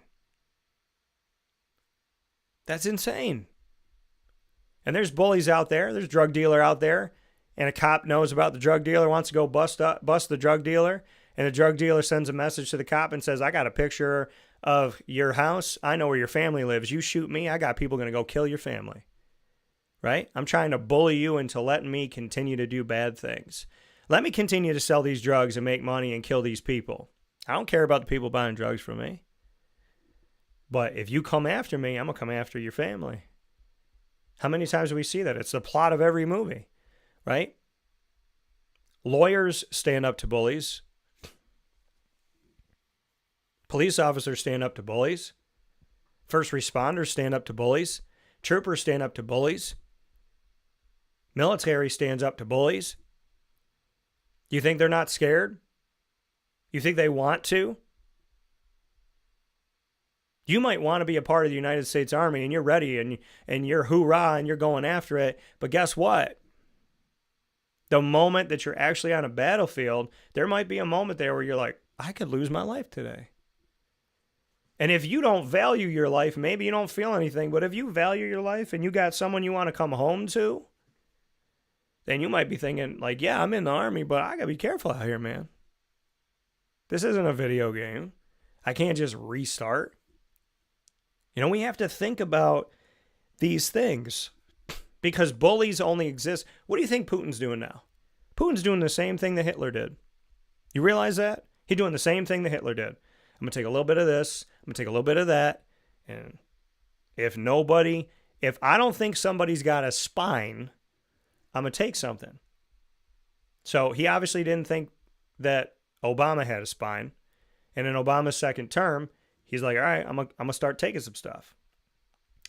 And then with Trump, he didn't do anything with Ukraine. Then with Biden, he was like, well, I don't think Biden has a spine. He was there under Obama. So now I'm going into Ukraine. And now that Trump's president again, Trump's like, well, we got to stop this noise, right? He can't be taking all this kind of stuff. But now the question is, does Trump have a spine? Who has a spine? Does anybody else have a spine? Does France have a spine? Does the United Kingdom have a spine? Right? Who has a spine to tell Putin, stop? Right? They're building a new Axis powers. You study World War II? Do people understand what's going on right now? World War II had the Axis powers, right? Italy, Germany, Japan, Russia, who went off and did their own thing. But who do you think the Axis powers are now? We're hearing about Russia working with China, them both looking at working with North Korea. That's a new Axis power, right? That's all bad for America. That's all bad for America. So what do you think Putin's doing right now? He's a bully. He's saying, I'm going to take something. Who's going to stop me? He looks at France. They don't do nothing. All right. Looks at Germany. They don't do nothing. He looks at Italy. They don't do nothing. He looks at Japan. They don't do nothing. He looks at America. They don't do anything. He looks at Canada. They don't do anything. Looks at the United Kingdom. They don't do anything. So he takes a little bit more. Who's going to stop me? What did Hitler do? Hitler said, I'm going to take a little bit of this and a little bit of that. Why y'all bothering me? Let me live my life. Right? Let me live my life. Let me do me. Don't worry about me. Don't worry about me and what I'm doing. Worry about yourself. Right? And then we started a world war because dude was taken and taken and taken. And now it's like he didn't take a little piece. He took a country. Then he took another country. He wants Yugoslavia. Oh, he wants Austria. Oh, he wants Poland now. Oh, now he's going to come after France. Well, we need to stop this. He was a bully. He was a bully, and people are afraid of him. Right? Every bully starts out by themselves. And it's a snowball effect of how big are you going to let a bully get before you do something, before you say something, before you stand up for something. That's all Putin is right now. Putin's a bully. Putin's a bully. And he ain't afraid. He doesn't think anybody's going to stop him. So he digs deeper into land that's not his. He builds relationships with people that he knows America is not on good terms with, necessarily. And the more people shut up, the stronger he gets. until somebody stands up to him and says, we ain't doing this no more. Right? And standing up is diplomatic. I'm not hearing anybody say, let's go to war. I'm not hearing our government say, yeah, let's go fight some more war. Let's kill our men and women. Let's do it right now. No, nobody's saying that. Right? Diplomacy. At the highest level, you want to see peace between Ukraine and Russia. You want to see peace in the Middle East. You want to see peace in the United States of America. You want to see peace with the United States and Canada. You want to see peace with the United States and Mexico. You don't want to see fighting, because fighting doesn't solve anything, right? Germany lost World War I, so what'd they do? They came back in World War II. Because you get punched in the mouth, people laugh at you. Now you're thinking, I got to hit him back. I got to hit him back. I got to hit him back. And you start, people get, you know what I mean? If you let yourself get in that, then you're consumed by it. So then Germany punched back. And then America had to hit again. And it's a back and forth, back and forth, back and forth. Do you think there's people in Europe that aren't still mad at America? Like, man, you punched us. We don't like that. You think Russia and America feel good about each other? When it was like, will they, won't they? Right? When it's all about hit, you end up hitting forever. And it's just punch, punch, punch, punch, punch, punch, punch. Right? Until somebody gives up, until somebody, doesn't care what happens to them and they go buck wild. We have to stop bullying by standing up to it. And when we stand up to it, it's not about you're not afraid. It's not about you don't know what's going to happen. And you can be afraid. You can be. But can we not stand up to Putin? Can we not stand up to the person that's trying to shove us in our locker? I'm not saying hit somebody. I'm not saying hurt somebody. I'm saying you got to be you. The worst thing that I've ever done to a bully, from when I was a kid to now, and there were bullies in elementary school, there were bullies in junior high, there were bullies in high school, there were bullies in college, and there were bullies in my professional field. You know how I respond to them to this day? I keep doing me. Right? I give them a black eye, they give me a black eye. That's going to heal. Right? But when I do me, that's forever. That's never going to go away. The worst thing you can do to a bully, because they see something in you they don't like. They see something in you that makes them question themselves. Bullies don't just attack. Bullies attack because there's something that you got that just rocks them. Your spirit is aggravating their demons. So they need your spirit to stop. So their demons can stop being aggravated. Little do they know, their demons are just going to be aggravated by somebody else. Because I would venture to say that the majority of bullies are not good inside. And so they're trying to find power, prestige, money, right? They're trying to find a way to control others because they don't think that they can keep people around on their personality, on who they are and what they do and what they're about. Normally, someone who seeks to control you is someone that thinks that they would lose you if they just let you make your own decision. And I've seen that firsthand too. You should always have the right to choose. And I know people are saying, Dan, it's easier said than done. I live in a country where if I worship God, they're going to shoot me in the head, Dan. You know what I would say to those people? St. Daniel lived in that world thousands of years ago. World hasn't changed. People were killed for believing in God, and people today are killed for believing in God. People were silenced. They tried to silence believers in God back then, and they're trying to silence us now. The difference now is that the mainstream media, the majority of the media, doesn't want to talk about God. Watch interviews after games. How does it feel to win this game? Man, I just want to thank my Lord and Savior Jesus Christ first and foremost. God means everything to me. Yeah, so in the second half, they just go right by it. They don't even talk about it. You know how many student athletes and coaches, they mention God and the next question has nothing to do with it? When I talk to them, it's about God. And there's other people out there doing it, respect. And I appreciate that. When I talk to people about when they talk about their faith, I talk to them about their faith. Other people go right by it. Dabo Sweeney, talk about God, talk about God, talk about God. They kept trying to ask him about other stuff, kept talking about God. God and family. God, family, my team. Yeah, but coach, you're great. Hey, I got to thank the Lord and Savior Jesus Christ. Hey, you got this and that. You know what? My teammates are great, or my players are great. I love my players. I thank God for them every day. They kept trying to get him off of God, and he was like, no, I'm not doing that. That's a form of bullying. What the media has done to God is a form of bullying. See, people think bullying is getting punched in the face or shoved in the locker. It's not. It's any type of silencing. You think the majority of the media in Syracuse or in the world likes the fact that I turn my microphone on and I talk about God all the time? You think they're not laughing at me? You think they're not making fun of me, hoping that I shut up? See, they got to fall in line now, right? Because they're scared now. Because athletes and coaches are talking so much more about God, and they're doing it on massive stages. They did it all throughout the college football playoff, including at the national championship, going into the national championship. I was in my element. I love it. I'm going to talk about God no matter what. So I'm there talking about God, and now all of a sudden student athletes and coaches are talking about God more. Ooh, that's good for me. The rest of the media, they're at a crossroad. Do we talk about God because it's a popular thing and it'll boost our ratings? Or do we try to fight God still? How about you believe in God? How about you don't talk about God to boost your ratings? And how about you stop disrespecting your creator? How about that?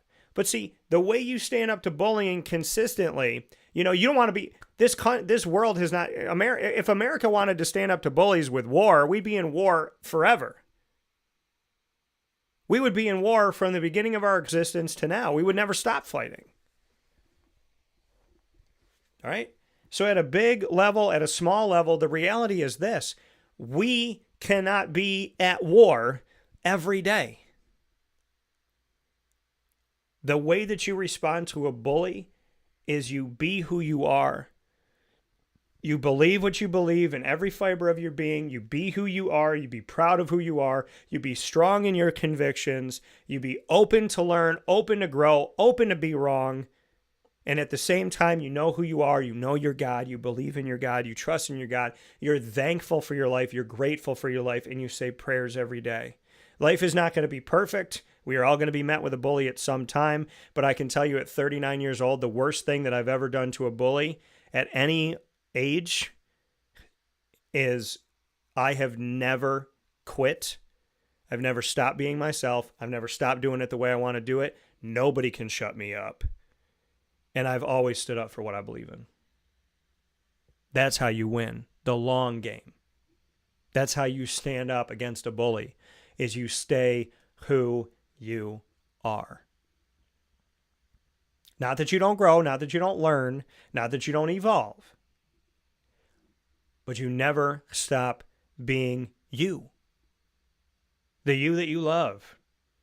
The you that makes you laugh. The you that sings in the car. I used to sing in the car and then somebody would come up next to me and I'd stop singing. Now somebody comes up and I'm more apt to just keep singing. It's my car, my time, it's my life. Who cares? You want to laugh at me? Laugh at me. I ain't never going to see you again. What if I do see you again? Hey, you were that dude that was laughing in the car. Or you were the dude that was singing in the car. Yeah, I was. Man, you look stupid. Really? Or are you just afraid to sing in your car? So you're trying to shut me up. Most of the time when a bully tries to get you to stop doing something, it's because they don't have the balls to do it. They don't have the guts to do it. Right? Well, he's singing in his car and he's like totally comfortable. How about dancing? You're in a restaurant, you're there with a beautiful lady. You take her hand in the middle of dinner, you say, babe, I can't sit down for this song. Come on, let's dance. And there's somebody there going, look at that guy. Look at that idiot dancing. Look at him. Looking so stupid. What an idiot out here dancing. She's prettier than him. What an idiot. You know what that person's really saying? I have no confidence in myself. I can't dance. I don't think I can. I wouldn't stand up. I'm nervous. I'm worried. What if somebody says something about me? What if somebody makes fun of me? See, a bully is usually a bully, like I said, because they don't want anybody else to bully them. If I sit down and I don't get up and start dancing, then nobody can look at me and nobody can make fun of me. But the person that gets up and dances, that person is the strongest person in the room, not the bully. The person that gets up and dances in the middle of a restaurant where there's no dance floor, that's the strongest person in the room. Because the one making fun of them, that man or that lady making fun of that person that got up and started dancing, that person's weak as hell. They are weak as hell. I just went to a karaoke place that I'd never been to before. And I love to sing. But unfortunately, with some wisdom teeth stuff and some things that have gone on with my throat and whatnot, I've been healing. And I could tell it in my voice. Like, I used to sing for hours upon hours, and now, like, I'm kind of getting myself back, and I'm also getting over sinus infection. So I said, all right, I'm not going to sing tonight because I'm still a little bit in pain here. I don't want to hurt myself, and I want to sing. I absolutely want to sing right now. I just don't feel like I'm 100%. So I'm going to sit and watch, right? And people get up there and you joke around and this and that. And then I caught myself and I said, this person got balls to get up there. This person getting, everybody that got up on that stage, whether you liked the way they sang or you didn't, don't make fun of these people. These people got more guts than most of the world. I was in a room full of people that had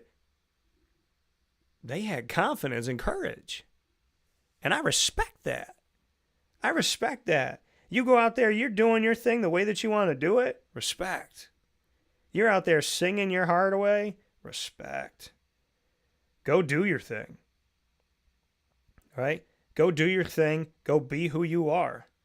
I respect that. I really do. And so, I mean, if you want to go out here and you want to make fun of those people, you're just telling it. I mean, because what is a person that's making fun of people singing? They're not going up there singing. There was a girl that I was sitting by who, had opinions on how people were singing and then proceeded to tell me that they got multiple degrees and they're a professional singer and their voice has been trained. She didn't get up to sing. She out here telling me I'm this and I'm this and I'm this and I'm this. Like I'm this like Grammy Award singer in my brain. Well, then get up there and sing. What are you doing down here? I am a trained singer. I went to school for music, and my friend was telling me all about it. She's trained vocalist. You don't understand. She's like top of the line. Well, then get up there and sing. Why are you not singing? You're in a karaoke bar, and you are a top of the line trained singer who put your blood, sweat, and tears and were educated in the world of music more than most of us. And you don't have a couple bars for us? Where the courage at? Right?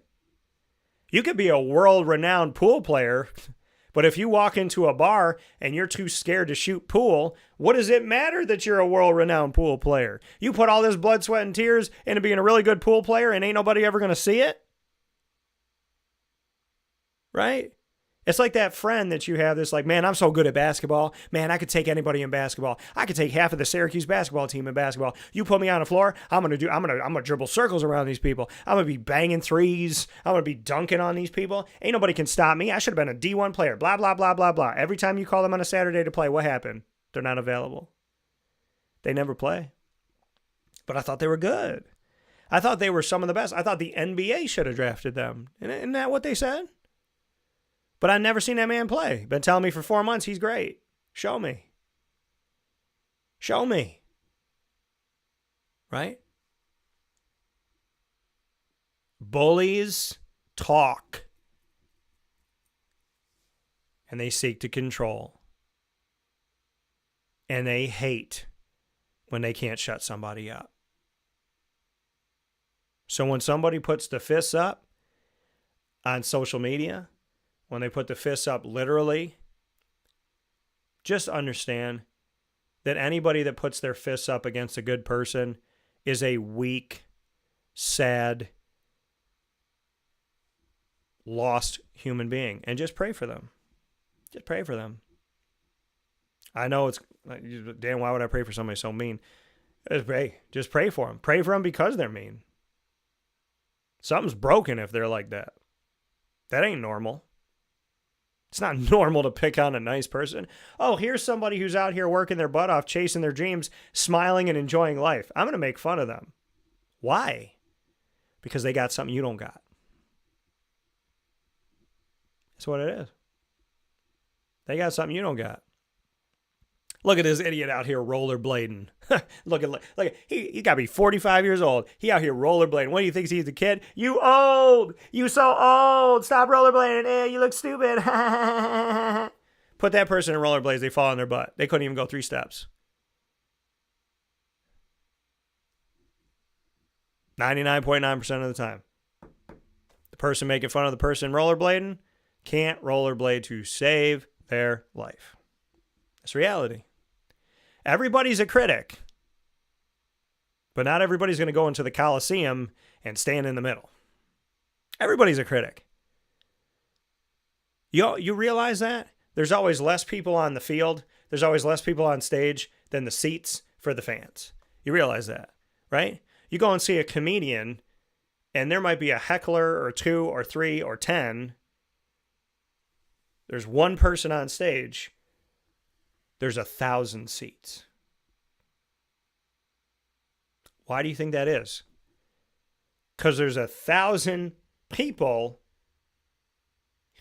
and of those 1,000, maybe 25 of them could actually be a comedian.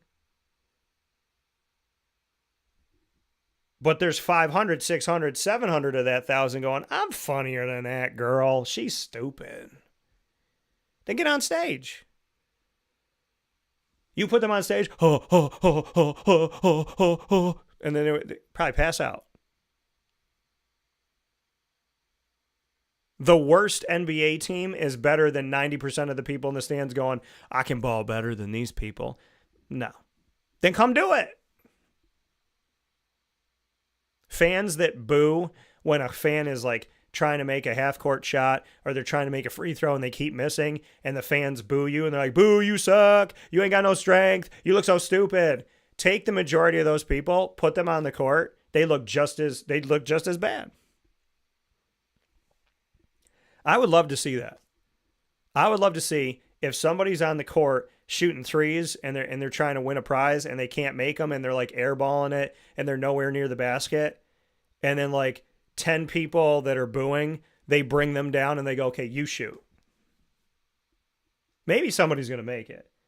But I think a lot of those people, what do you mean? I can't sit up here and just ridicule people. I actually have to potentially be ridiculed. Most people will never stand on a stage because they don't want to be ridiculed. Bullies bully so they won't be bullied. Just remember that. It's not easy to stand up to them. It takes time. I know that. I lived it. But being yourself and loving yourself and trusting in God and knowing that they bleed like you bleed and they poop like you poop and they live, you know what I mean? They got to do the same things as everybody else. Eventually it gets through your head. Eventually you become okay. Eventually you stand up. Not with your fists, not with being evil in your words, not with masking yourself on social media and picking some fake stupid name that you can hide behind, but by actually just being yourself. Right? That drives them nuts. If you want to spar with a bully, if you want to go back and forth with, a bully does not want you to be yourself. That's why they started bullying you. So the thing that will drive them nuts more than any fist in their life is if you just keep being you and you just keep not being afraid and you keep sticking up for what's right. I don't want anybody to ever get hit. I don't want anybody to get stabbed. I don't want anybody to get shot. I don't want anybody to get ridiculed and be called bad things. But the way that you show bullies that it ain't going to work is that you just keep doing you. You keep being yourself. That's what it takes. You keep being yourself. Because God is watching. God knows. And God has made a promise to bless those that are treated poorly here on earth, that are trying to do the right thing. If you're treated well on earth for doing the wrong thing, God is not going to, he is not going to help you out. If you're doing the wrong thing and you're getting accolades, you're doing the wrong thing and you're getting money, you're doing the wrong thing, you're getting men, you're doing the wrong thing, you're getting all them women, you're doing the wrong thing, you're getting awards, you're doing the wrong thing, you're up on the top of the mountain. You think that that's going to get you into heaven by doing the wrong thing and get treated right? No. Jesus was perfect, got treated like a criminal, was exchanged for an actual criminal, and was murdered.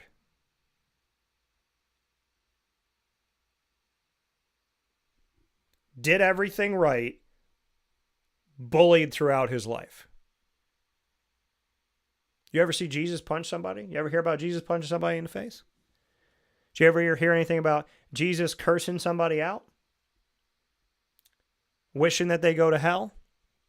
You ever hear Jesus try to put a curse on somebody or try to put evil on somebody? You ever hear Jesus say, if you slap me, I'm going to punch you harder? You ever hear about Jesus tripping people, shooting people, stabbing people? You ever hear about that? No, Dan, I don't. Why haven't you heard about that? Well, they didn't have guns back then, Dan. No, they didn't. They had whips. They had knives. They had rope. They obviously had crosses. Jesus was perfect. Got bullied his whole life. Died at 33 years old. I'm 6 years older than Jesus when he died. Did he have an easy life? Was he bullied? Jesus rose to fame after dying and rising from the dead. Jesus was treated poorly. Jesus was laughed at. They wrote Jesus of Nazareth, King of the Jews, in rye above his head on the cross. Not because they were saying, here lies Jesus of Nazareth, King of the Jews. It was them going, this is who he thinks he is. Ha ha, what an idiot. How dare he thinks he's this great. Yeah, we're going to put a title up here, but it's facetious. It's a joke. We're lying. We don't think he's that. We don't think he's better than dirt. And Jesus turned around and was King of the Jews and King of everybody. So their joke ended up being truer than true. So how do you stand up to a bully? You keep running your race. You keep walking your walk, talking your talk, doing your thing. If you are leading with a pure heart and good intentions, somebody is going to try to stop you. Because the Jesus factor has never gone away. When people who choose to be bad see people doing good, they want to make you stop. And Jesus did not let people's demons affect his spirit. So don't let your spirit stop because you're aggravating somebody's demon today. Keep being you. I will pray for you. I will pray for those that are hurting us. I'll pray for the bullies to stop, and I'll pray for us to stand up.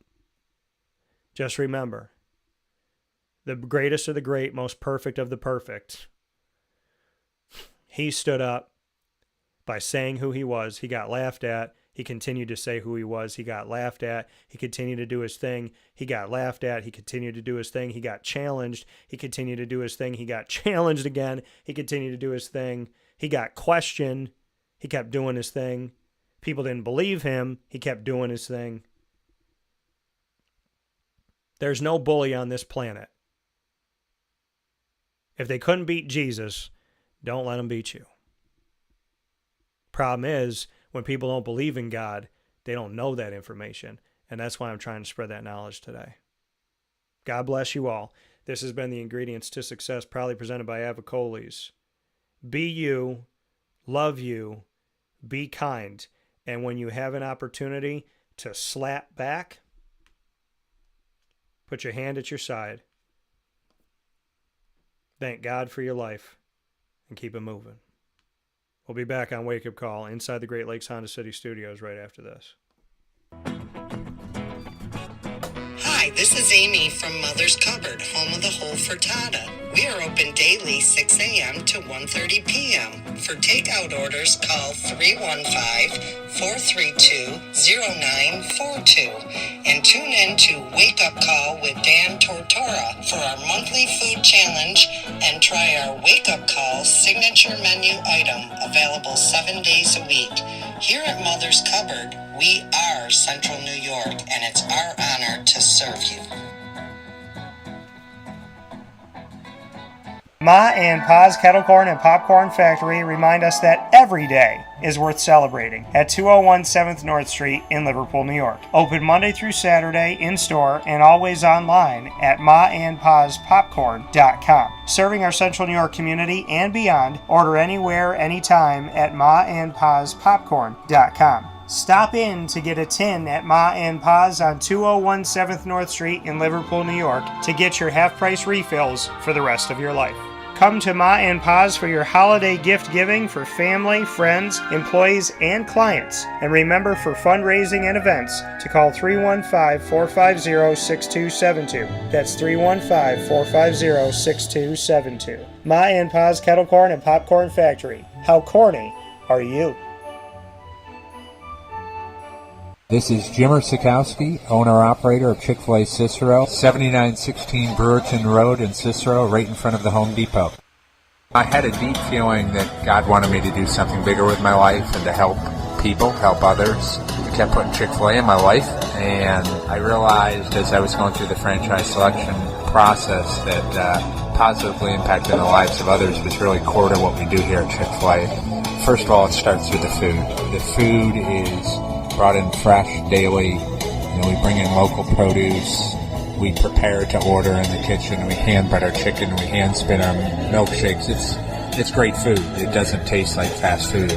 I think the second thing is the way people feel when they come in a Chick-fil-A restaurant. It's different. We try to treat people with intentional kindness here, which is very different and deeper than good customer service. And so I think it feels remarkable for most people to come in a Chick-fil-A restaurant. And then lastly, the impact that we try to have in the community is very different. It's a big part of the expectation of every operator of a Chick-fil-A restaurant is that they're actively engaged in their community, they're a leader in the community, and they're making a difference. When they realize that what we're striving to do is to shine a little light in their life, that's a very, very different experience than you will have in any other quick service restaurant. And it's that remarkable experience that I think people will emotionally connect with.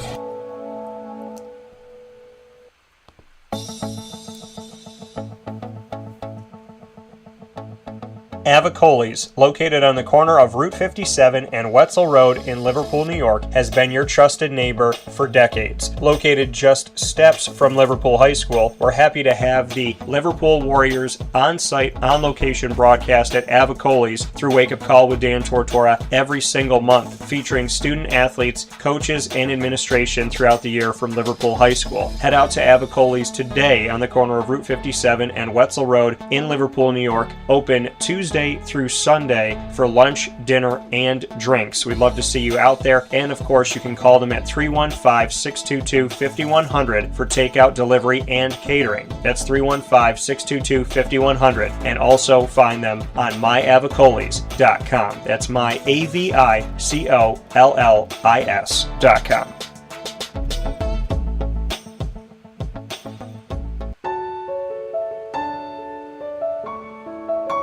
Having peace of mind when you're out of town that your furry-loving friend is safe and sound means taking them to Canine Campground, because we all know that when it comes to the love of our pets, it goes well beyond the call of duty to make sure they're safe and sound. Right, Lily? So take a ride to 242 Johnson Street in East Syracuse, New York, and see Canine Campground and where your dog will be staying in the classic cabin, the executive cabin, the grand cabin, or of course the luxury cabin, because if you know Lily, you know she loves luxury.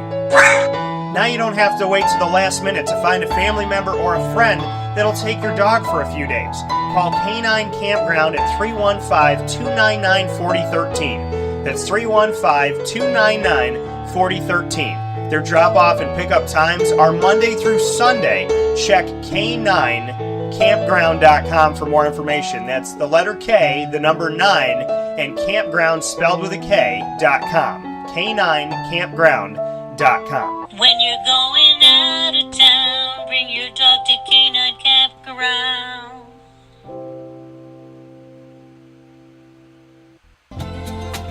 Looking for your next ride? Look no further than Great Lakes Honda City, located on 7140 Henry Clay Boulevard in Liverpool, New York. Serving our community for decades, their new and pre-owned vast array of vehicles are available to you Monday through Saturday on site. To search from home, shop at GreatLakesHondaCity.com. Call 315-365-5576 to set up an appointment. That's 315-365-5576 for Great Lakes Honda City, 7140 Henry Clay Boulevard in Liverpool, New York. Great cars, great people, Great Lakes.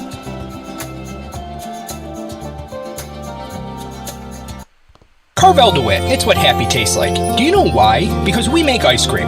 Creamy, rich, flavorful ice cream. Not yogurt or iced milk like some of our competitors. Ice cream.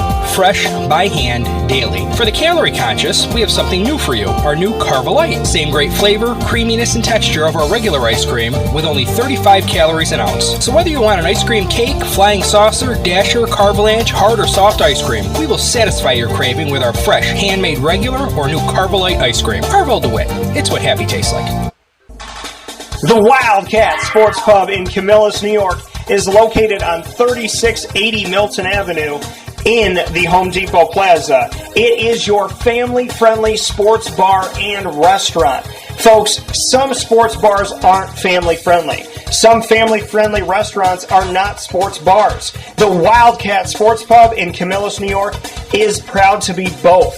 It is that marriage that you've been looking for years. The Wildcat Sports Pub is your home base for your sports bar and restaurant needs, games for the kids, indoor and outdoor activities, and enough things on the menu to come back every single week and get to try something new. They're open Sundays from noon to 8 p.m., Monday through Wednesday 11 a.m. to 11 p.m., and Thursday through Saturday from 11 a.m. to midnight. For reservations and party information, call 315-487-2222 for the Wildcat family-friendly sports pub and restaurant.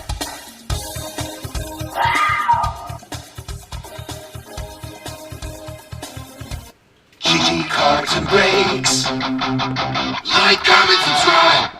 GG Cards and Breaks, located on 639 Delmar Place in Syracuse, New York, is your one-stop sports card and collecting card, trading card shop. You could find them Tuesday through Saturday from 10 to 6 and on Sundays from 10 to 5 there for you on 639 Delmar Place in Syracuse, New York, right off of Teal Ave, with hockey, soccer, baseball, basketball, football, as well as Disney Lorcana, Yu-Gi-Oh!, Magic the Gathering, Pokemon cards, and more. Marvel cards. They just brought a bunch of PSA cards in, a bunch of collegiate athletic cards, autograph cards. So a lot of great stuff is now at GG Cards and Breaks, on top of all of the awesome things they had in their inventory before. They continue to grow, they continue to blossom, and they continue to bring in great product. They have packs and boxes. You have no idea what's in them. I love opening packs and boxes. I've been doing that pretty much the majority of my life, almost my whole life. I've been opening packs of cards and boxes of cards from my grandparents, from my parents, from friends, and just wanting to see what I can get. And I go to GG Cards and Breaks, and I never know what I'm going to open, and that's such a cool thing, and it keeps you a big kid all the time. So that positivity, that excitement that you get from just going out there and doing something nice for yourself, doing something nice for somebody else. People bring their kids out there.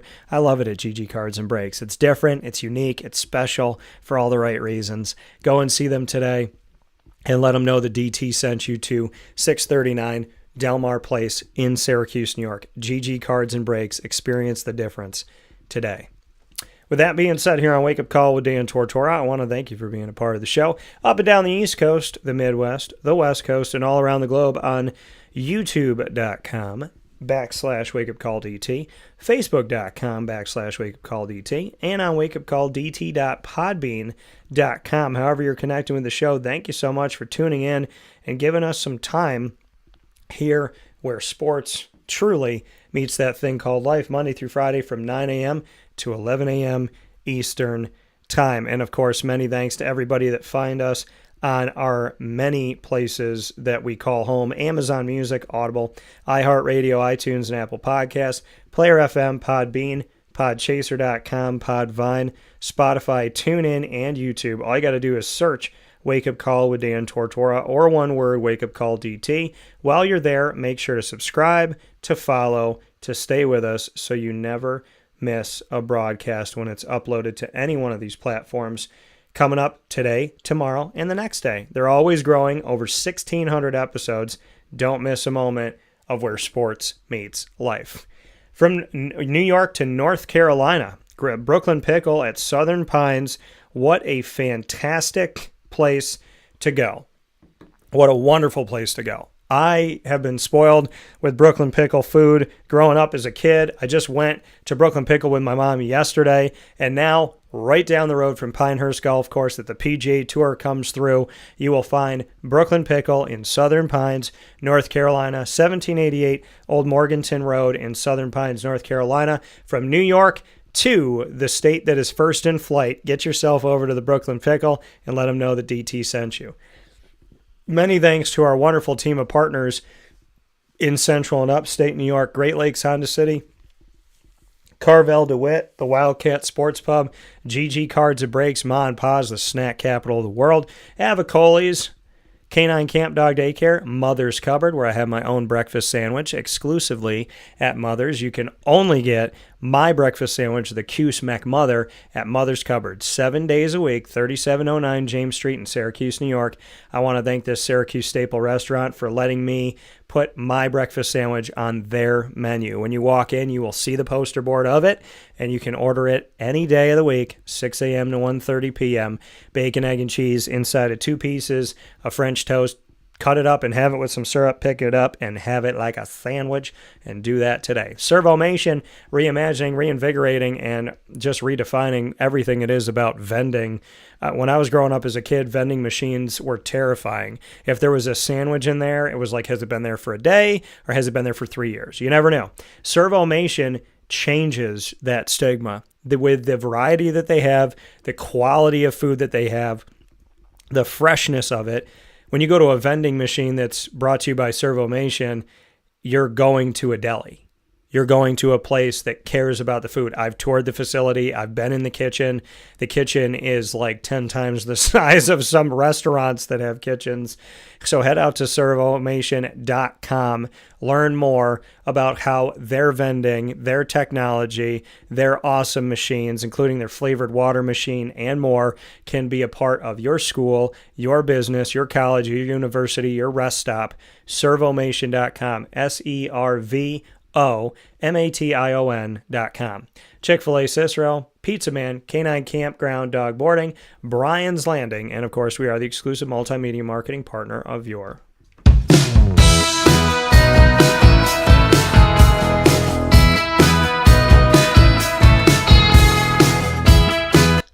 Lemoyne College Dolphins. It's Fins Up every single month on Wake Up Call. Find your Dolphins Wednesdays on Wake Up Call, where sports meets life. And I am so happy to be connected with Lemoyne College for over 3 years now. It has been a blessing, it has been an honor, and it has been a true privilege to be with this wonderful school. Lemoyne College means a lot to me, and I'm very grateful to have the connection that we have. You can find my conversations with student athletes, coaches, administration, future Dolphins, and alumni by going to youtube.com/wakeupcalldt. Click subscribe, hit the notification bell, find our Lemoyne playlist, And, of course, our Dolphins are with us every Wednesday at 9 a.m. Eastern Time during Dolphin Time. So stay tuned for that this week and every week. And, of course, the Dolphins are also on wakeupcalldt.com's homepage and underneath the Exclusive Partners tab. For more information, go to LeMoyneDolphins.com and fins up.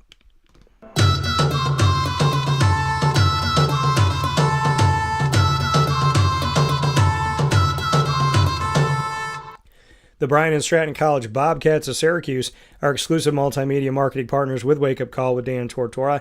Find your Bobcats every single month in what we call the Bobcat Buzz. And you just saw it today with Clay Gagen-Sherman. You'll see it later on this week as well with KD. Can't wait to share this with you. Love our time with the Bobcats, our exclusives coming to you every single month. Student athletes, coaches, and administration, where sports meets life. The Bobcat Buzz, everything with our Bobcats can be found by going to youtube.com/wakeupcalldt. Click subscribe, hit the notification bell, and find our BSC Syracuse playlist. You'll also find the Bobcats by going to wakeupcalldt.com's homepage and underneath the Exclusive Partners tab. For more information, go to syracuse.bscbobcats.com and go Bobcats.